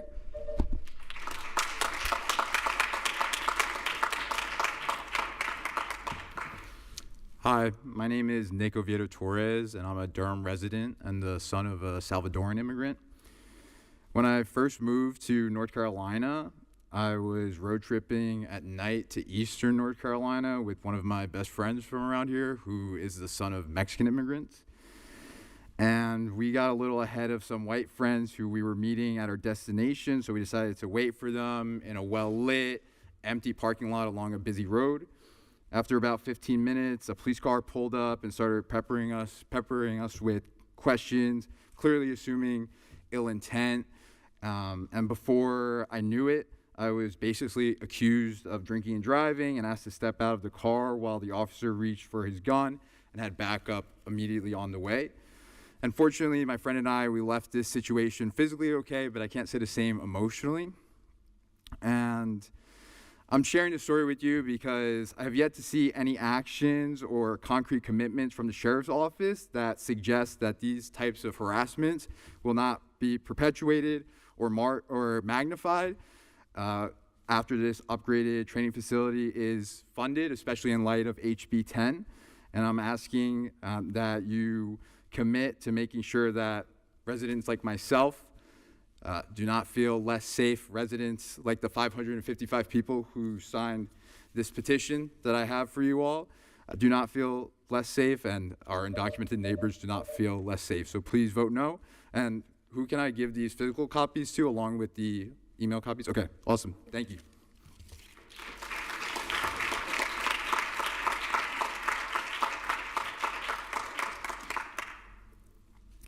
Good evening, everyone. My name is Cecilia Polanco. I'm a longtime resident of Durham, and I'm against the investment in the training facility for the police. I'd much rather see an investment in the youth of Durham and not in the form of a detention center either. I don't want to live in a place where our youth will come to grow up in a city where the police are well trained and resourced to detain and harm them. Do we really want to make an investment for our current teenagers that may result in their future detainment or death? What are we preparing our police for? This shirt that I'm wearing, I got in Atlanta, but it seemed really relevant for today because as some of the youth that I work with might say, it's giving Cop City. And what comes next? A bigger training facility, collaboration with Israel to train our sheriffs. It is a slippery road. We don't know what kind of training they're going to get, and I don't want police officers that are going to respond with more training. I want doctors to show up, a psychologist. I'm here with my teenage nephew who lives with me, goes to Northern, and I would much rather call Hart if he and his friends were in trouble or something was going on with them to get help than the police. You can make investments elsewhere. Some examples are restorative justice Durham. They helped me with the conflict I had with a former employer, and everyone grew from that situation. HEART is an awesome program. I just want to uplift it more. And you know, it is funny that MLK was mentioned today. Voting yes for this would be bending the arc of moral justice, of the moral universe, not towards justice. So bend it the other way and vote no.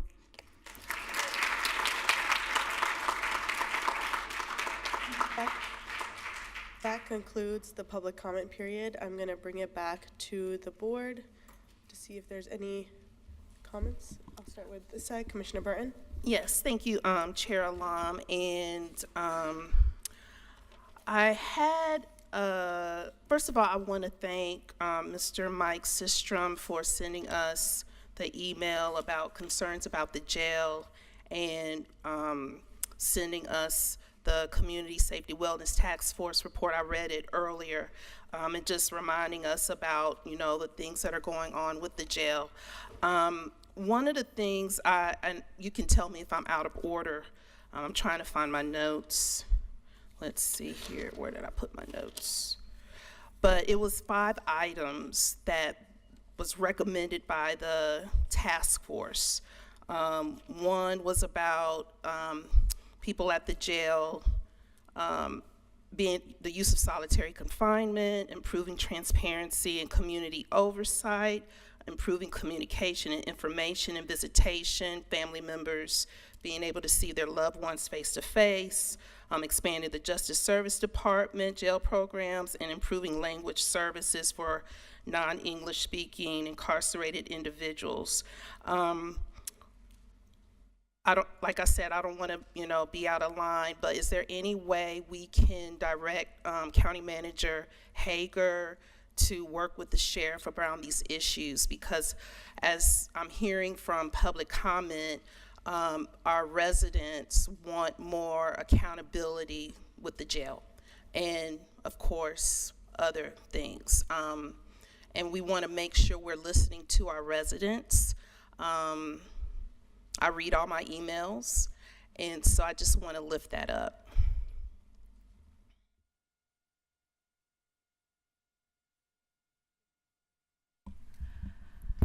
I would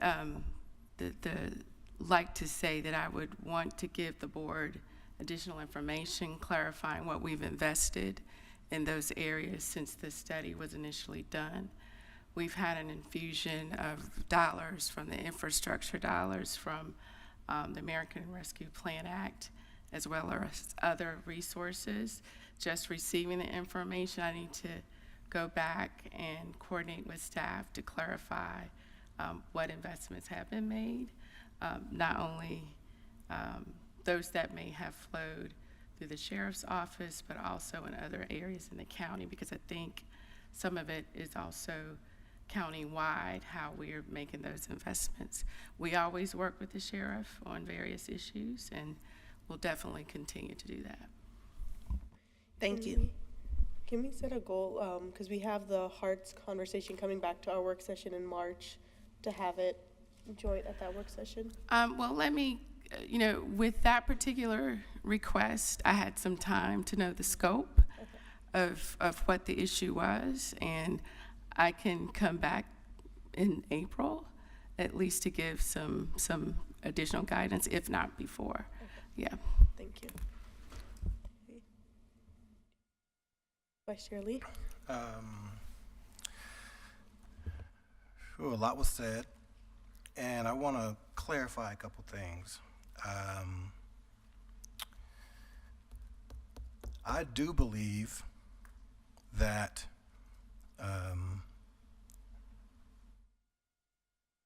multiple things can be true at the same time. I don't believe my desire or support of this program, this training facility, means that I support the practices that, you know, some of the things that happen because of law enforcement. What that means is as a county commissioner, I believe we're responsible for maintaining an environment in which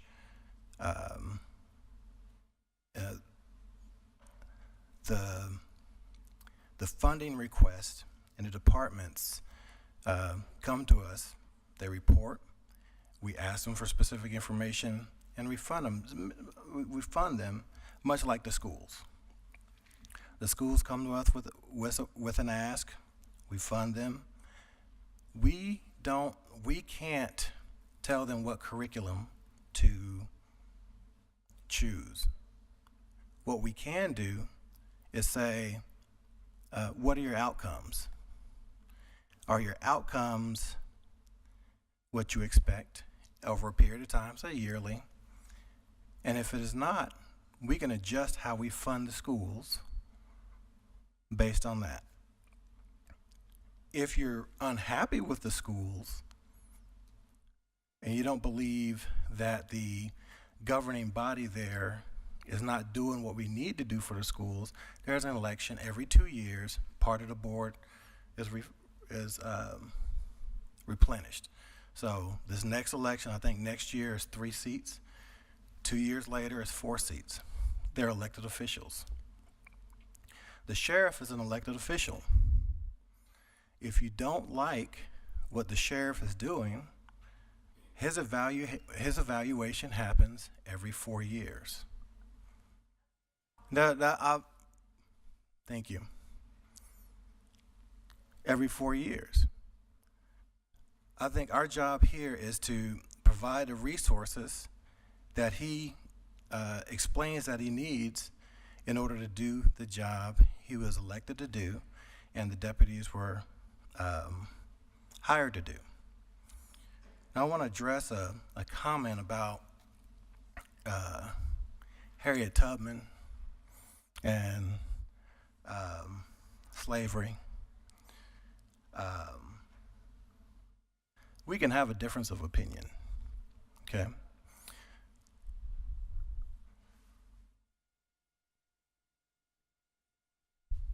We can have a difference of opinion.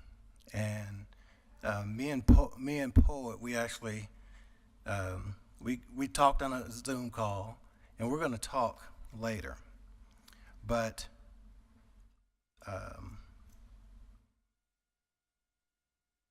saying, well, I don't believe that, providing the comments that I said last work session, in the work session, saying, one, I don't necessarily believe that law enforcement will go away.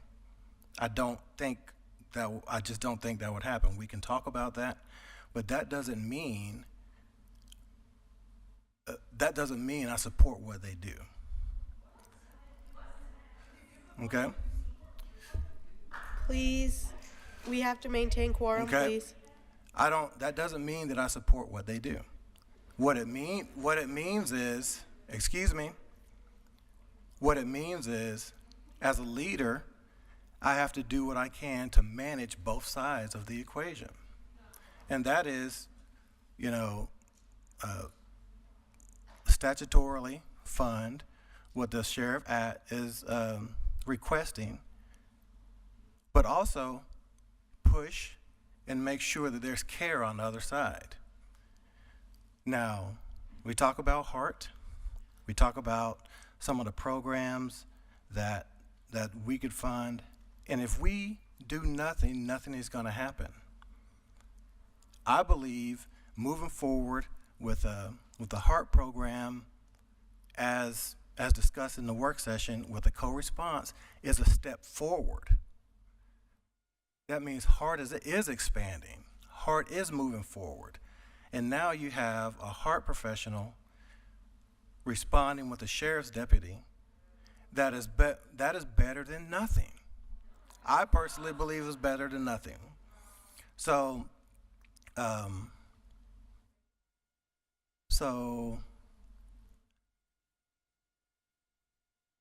think it's important for us to understand that there are differences of opinions on both sides. But but secluding ourselves on either side, fully on either side of any argument, is not a productive way to move forward. There has to be a way to move forward where both something is happening, but also both sides get something. All right? Then we can measure. Then we could come back and adjust and continue to do that. That's what I believe leadership is. We move forward a little bit at a time. We grow, we measure, and we review. Okay? Now,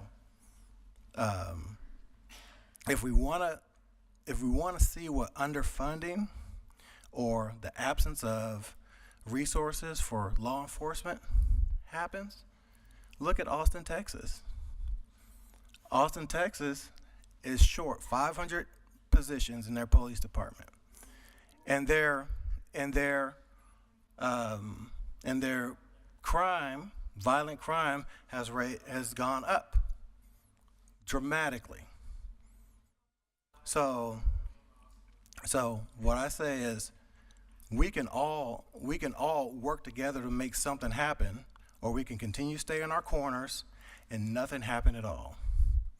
I prefer to try to work together, move something forward, and so we can move forward and continue to make progress here in Durham. Thank you, Vice Chair Dr. Lee. Are there any commissioner comments from this? Okay. Commissioner Jacobs?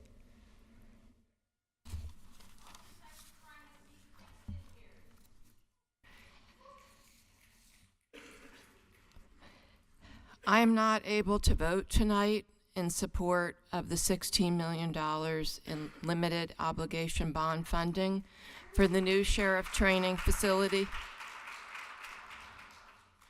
I want to be clear that I recognize the need for a new facility, and I believe that our sheriff deputies deserve to be well trained and in a facility that has decent working conditions. But at this moment in time, I cannot separate out this funding decision from other issues also linked to the safety and well-being of people in our community. I believe it is a false narrative to say that these issues are not linked. We as county commissioners have the statutory, budgetary, and fiscal responsibility to ensure that public dollars are being allocated and spent effectively and efficiently to meet the needs of people in our community. The Office of the Sheriff currently receives the second highest funding allocation of local Durham County taxpayer dollars, second to Durham Public Schools, receiving about $50 million in county funding this fiscal year. The Office of the Sheriff receives more local funding than any county department, and has historically been well funded by the Durham County Board of Commissioners. But I have many questions and concerns regarding current capital and operational funding issues regarding the Office of the Sheriff, many of which we've heard directly from community members. And I believe as county commissioners, we have an obligation to ask questions and request information so that we can make the best informed decisions possible about the use of taxpayer dollars and the outcome of services provided by this funding. In 2018, the city and county opened a jointly funded new state-of-the-art Durham Emergency Communication Center, or DECC, at the cost of more than $71 million for the purpose of co-locating and coordinating 911 emergency and law enforcement communications and response systems. It is my understanding that Durham County also provided funding for the capacity to serve the needs of the Office of the Sheriff. It does not make sense to me that after 7 years, we continue to fund a separate 911 center for the Office of the Sheriff and for calls to be routed from one 911 operator to a second 911 operator. This wastes precious time for a response and is not a wise use of taxpayer dollars. This current duplicative system will also make implementation of the current HART model difficult because the DECC 911 operators are trained to triage calls for mental health crisis needs and have directly connected thousands of residents directly to behavioral health services, eliminating the need for any type of physical response. Throughout North Carolina, there are many counties who have fully consolidated city and county 911 centers. We are now also being asked to fund a new EOC center with both a separate 911 backup center for the DECC and the Office of the Sheriff. This project will cost $40 million, is projected to cost $40 million, and I cannot support the additional cost of $4.5 million that is estimated to provide a separate backup 911 center for the Office of the Sheriff. I do not believe it is responsible or acceptable for Durham County government to continue to make these types of funding decisions. I applaud the Office of the Sheriff's stated commitment for all deputies to be trained and certified in crisis intervention training. This is a best practice and very important for our deputies and for people in our community. Across the United States, there are examples of many counties where there are co-responder and alternate crisis response models meeting the mental health crisis needs of residents. And here in North Carolina, the Buncombe County Office of the Sheriff has been implementing this practice since 2023.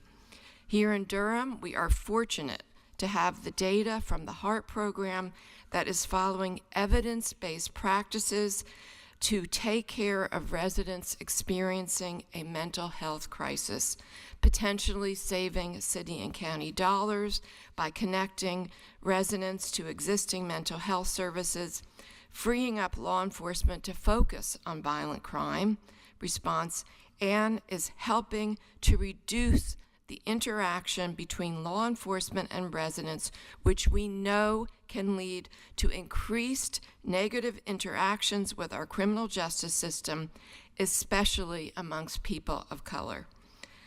There have been conversations about the HART program expanding into the county for more than a year now. This was a key recommendation and priority of the City County Durham DPS Community Wellness and Safety Task Force.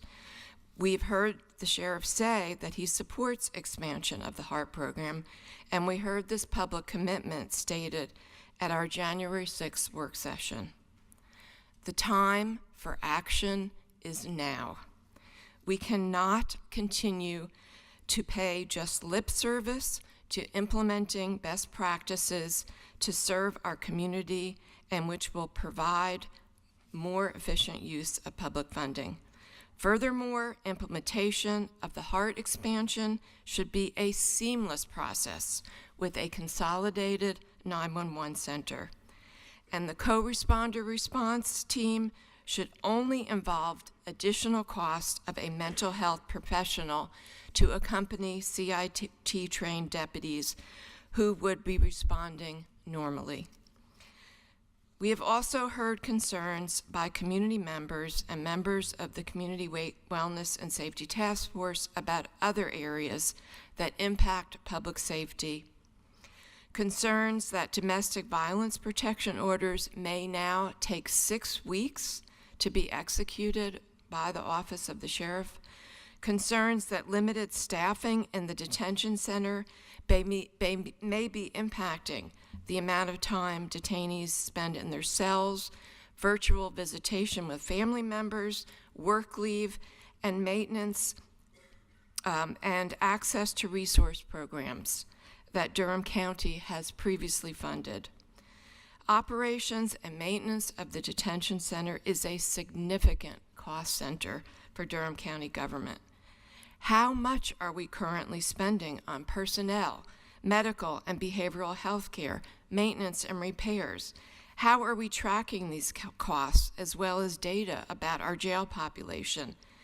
If there are challenges with vital functions like protective orders and the detention center due to staffing, we must all work together on data and information sharing, collaborating with transparency and accountability so that these challenges impacting vital services can be addressed by all of us working together to the best of our ability to improve outcomes around the safety and well-being of people in our community. At our January 6th work session, requests were made for Office of the Sheriff 911 call center data. With the significant funding for investments in IT that our board continues to approve and provide to the Office of the Sheriff, providing there should be the ability to provide the necessary data, gathering, assessment, and analysis to guide informed decision making. We are entering a period of more constrained financial and budgetary resources to meet the needs of people in our community. We cannot expect the generous federal funding we experienced at the county level post-COVID and as part of the American Rescue Plan. At the same time, we are facing more modest sales tax revenues, rising housing costs, and a property tax reevaluation. We are also facing uncertainty regarding many federal safety net programs that help us meet the vital needs of people every day in our country. I believe now more than ever, we as county commissioners must make careful, well-informed, and difficult funding decisions to ensure the safety and well-being of people in our community. I believe deeply in the words of Phil Freelon that grace the facade of our Health and Human Services building, which states, Durham's vitality is built upon the health of our residents and the capacity of our community to foster and enhance the well-being of every citizen. This is the guiding force for my decision-making and why I am voting no tonight. Thank you.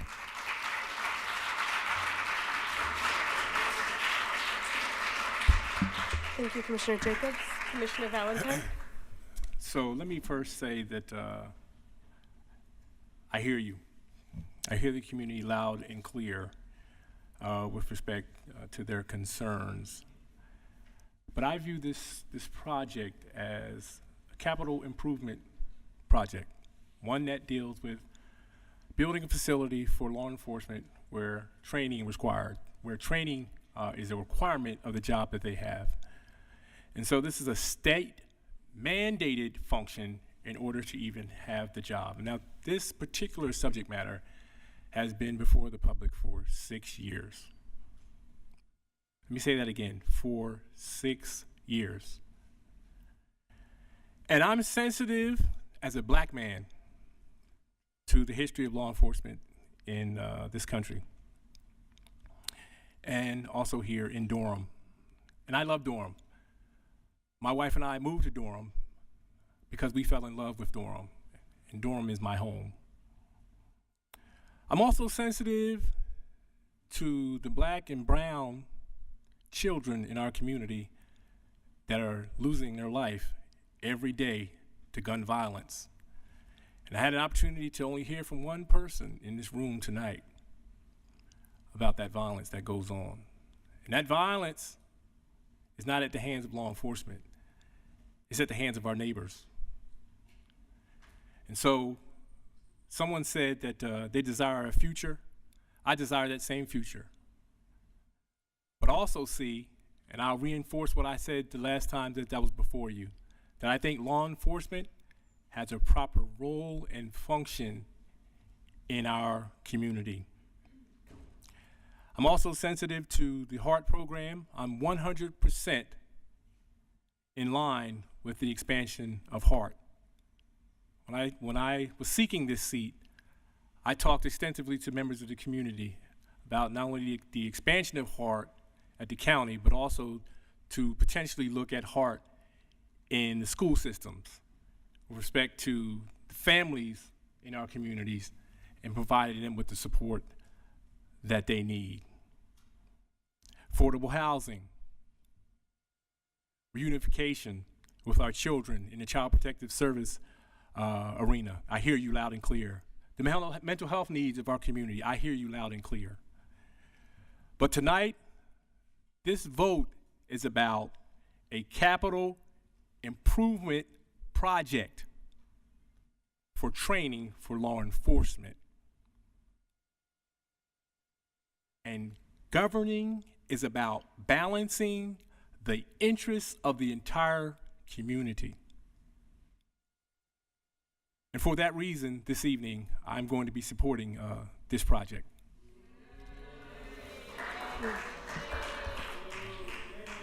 Thank you, Commissioner Valentine. I want to take a moment to first thank all of the community members, the advocates, the organizations, every single person who has come and engaged the board on this subject. Because, you know, folks have taken time out of their schedules, whether you have come to our meeting to provide public comment, you are writing us emails, called or left us voicemails, or even scheduled meetings and met with us individually. I just want to say thank you to that engagement, because that engagement is valued and it's very vital for our community to have a representative government. So, and I know that we've been here for 2 hours, and this is the second meeting that third meeting people have showed up. I do want to acknowledge, before I get into my comments on my actual vote, just to address, like I did at the last meeting, address things that I heard in the public comment and answer questions. To the comment that was raised about the CIP plan, listing the $96 million, I talked to Manager Hager, and on our website, just for clarification for the community, there is an old CIP plan listed and it's labeled as the 2021 plan, but if you look at the 2022 to 2031 plan, that the 2021 plan has a $96 million facility, but the new plan that's 2022 to 2031 does not have that plan. So for reference, that is there. Manager Hager? We discussed the new plan in the November 2024 meeting with the board. So if you go to our work session on November 4th, 2024, that's the latest information. Our project is, our CIP is in an update status.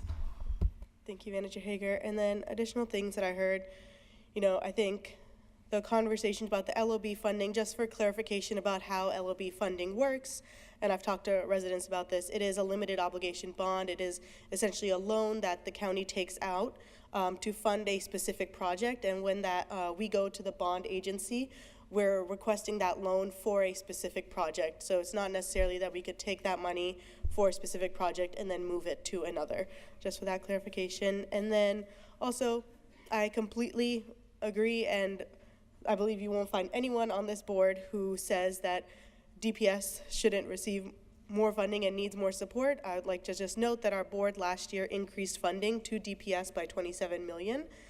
Bringing the total funding to public schools to $208.6 million. So we are committed to that as well. And then I think those are the main questions I had heard in there. And, as Commissioner Jacobs stated, I do fundamentally support that, our deputies, I value and appreciate the service that you do provide our community and believe that you deserve the proper facilities, and I do idealistically wish we lived in a world where we didn't need policing and deputies. I do wish for that. But at the same time, I do believe also in a world where police and deputies exist, that I would much rather them have proper training rather than sending individuals out with guns and without being trained. But at the same time, I want to say that I can't, in good conscience, while I believe that, I can, in good conscience, vote in favor of this funding when the community has repeatedly been asking for accountability and transparency into the sheriff's office. And the commissioners before me had formed, I was elected in 2020, but the board before had formed the Community Safety and Wellness Task Force a task force of subject matter experts within Durham City and County on various areas of community safety and wellness. And the intention of that task force was to conduct research and engage with the community about the needs that they have, and as well as research of what other counties and communities are doing, and bring forward that recommendations to the County Commission and the City Council on how we can improve the quality of life for Durham County residents. And they've shared that full report with the County Commission and the Sheriff's Office. I believe they shared it with us in 2022 or 23? 2023. And we haven't, and that's on us as our previous board, but we haven't taken action on those items. And as a commissioner, you know, my job is to be accountable. All of our jobs is to be accountable of our residents' taxpayer dollars. And when our residents are asking for this accountability and transparency, it's my job to seek it. And I know that the sheriff is his own elected official, and he is not a department of the county. He has his own office. However, as a colleague of his, I can make requests, especially when I am requested by community members to do so. Community members who are actually Durham County residents actually are bosses. So just as I seek accountability and transparency from Durham Public Schools on the funding that we provide them when we have our joint meetings and our leadership meetings, it's also important to acknowledge that the elected boards that we have in Durham, like the school board, city council, and county commission, they have opportunity for public comment at our meetings. And by the nature of the role of the sheriff, there isn't public meetings for residents to bring forward comments and questions. So residents come to us and to our Board of County Commission meetings because it's their only opportunity to address the sheriff. And I'm glad Sheriff Burkhead at our last meeting publicly stated that he's willing to meet with community and that he supports HART, though we both disagree at the moment on what the HART expansion program would look like, where I support a full expansion of all of the services that HART provides. And the sheriff has stated that he's currently only supportive of a co-response model where an armed officer is always responding. Well, however, in that light that the sheriff has shared that he's willing to meet with the community, I was requested by community members to help engage in conversation with the sheriff.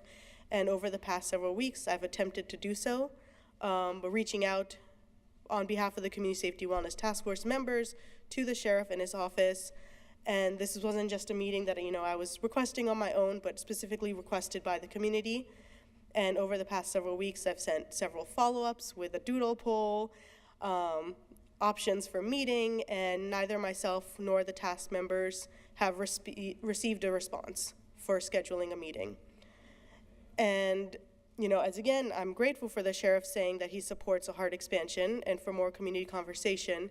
However, on behalf of my bosses, the residents of Durham County, I must see those words be put into action. And for that reason, I will not be voting to approve this facility and will continue to ask for accountability and transparency on behalf of our residents.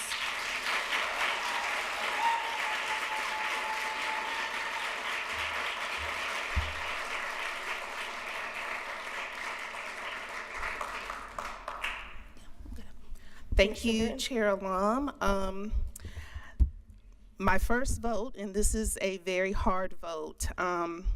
I've met with, a couple of community groups around funding the sheriff's facility, and we have received emails from both sides, groups, people who want the facility funded, and from people who don't want it funded.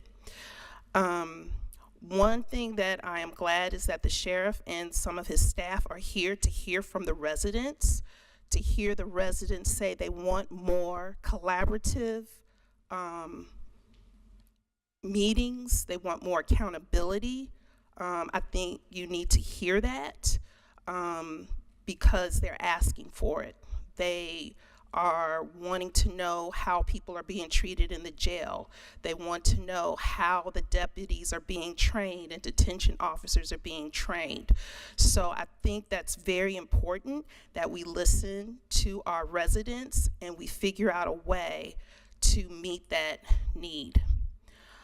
one of the things that I'm challenged with is because I know there's a large group of people here, and many of you all know I have a father who lives with me. He's senior, he's 81. And many of you who spoke to the mic were young people. Most of you are young, and you have this vision of the world, and I hold that vision too. But I think about people like my father, who's not really, can't walk as well as he used to. He's fine, but he can't walk as well as he used to. I think about the people who attend my church. Most of them are older African Americans who are very concerned about violence in their communities, and they want to be safe. And they talk to me about their concerns. They're not here to speak at the mic, but they talk to me about their concerns. I want us to be a community where we listen to each other. It's not just one way or the other way. There are 337,000 people who live in Durham County, and we all don't think the same. We all have these different viewpoints. So I'm hoping that somehow we can have an advisory group or some kind of group where people with different viewpoints can come together and learn from each other. It doesn't make me feel good that when someone comes to the mic and their viewpoint is not the same as some of you all's, and they get booed or they get a thumbs down. That just hurts me. As a person who spent 30 years of my career teaching children, I want more support programs that help children live their best lives. I want them to thrive. I want them to have limitless potential. We need to put more money into our schools. We need to make sure our bus drivers are paid, and I'm hopeful that when the budget comes to us soon, because we're going to be going into this, that there's something asking for more money for our bus drivers and for our teachers and for our classified staff. As many of you all know, I fought for people's working rights. But I know some of you all are not going to be happy when I say this. I see it, we can figure out, how do we do both? How do we make sure that our deputies and our detention officers are trained? And how do we bring heart into Durham County? How do we combine the 911 center? How do we improve the conditions at the jail? So that's why I'm going to vote yes on this, and I know some of you are not going to like that, but I feel that we have to listen to more people. We can't be in an echo chamber and think everybody thinks the same way. And so that's what I'm hopeful. Maybe I'm being naive, but you know, that's the way I'm going to vote. So thank you. Thank you, Commissioner Burton. If there are any other comments? Okay. Seeing none, Madam we Chair, will first. Madam Chair. Oh, Commissioner Valentine. I just would like to take a moment and say something about the Office of the Sheriff, and to echo some of your comments. The Office of the Sheriff is the only constitutional officer in our form of government. And during my tenure on this board, I intend to treat him as a colleague. I think sometimes in the limited sort of discussions that we've had, they hadn't gone exactly the way that they should with regards to the substance of the issues. The substance of the issues. My concern is about role and function, nothing else. And I intend on treating the sheriff, is the sheriff still here? I intend on treating the sheriff as the professional that he is, as a partner in governance. And I'm hoping that members on this commission will follow me in that charge And I want to be part of the solution with respect to the communication with that office. And so to the extent that I can be a voice on solving the issue, moving this community forward, I want to be part of that conversation. Thank you, Commissioner Valentine. Okay, with that, we have 2 items that we'll need to vote on that were pulled from consent agenda. So starting from the top of the 2 items, the 24-0645 capital project amendment, number 25 CPA 022, appropriating $16.5 million of LOB funding to the Durham County Sheriff's Training Facility capital project. Move approval of item 24-6045. Second. Moved by Commissioner Vice Chair Dr. Lee and seconded by Commissioner Valentine. All in favor say aye. Aye. Any opposed? Say No. the same? No. Okay, the item is approved 3-2.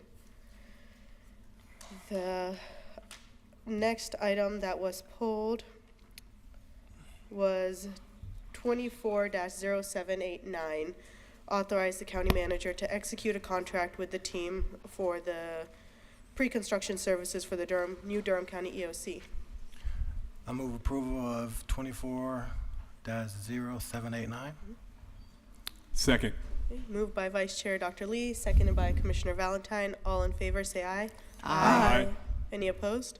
Okay, the item is approved. With that, I will now entertain a motion for adjournment. So moved. Second. Okay. All in favor say aye. Aye. Aye. Any opposed? Okay, we are adjourned.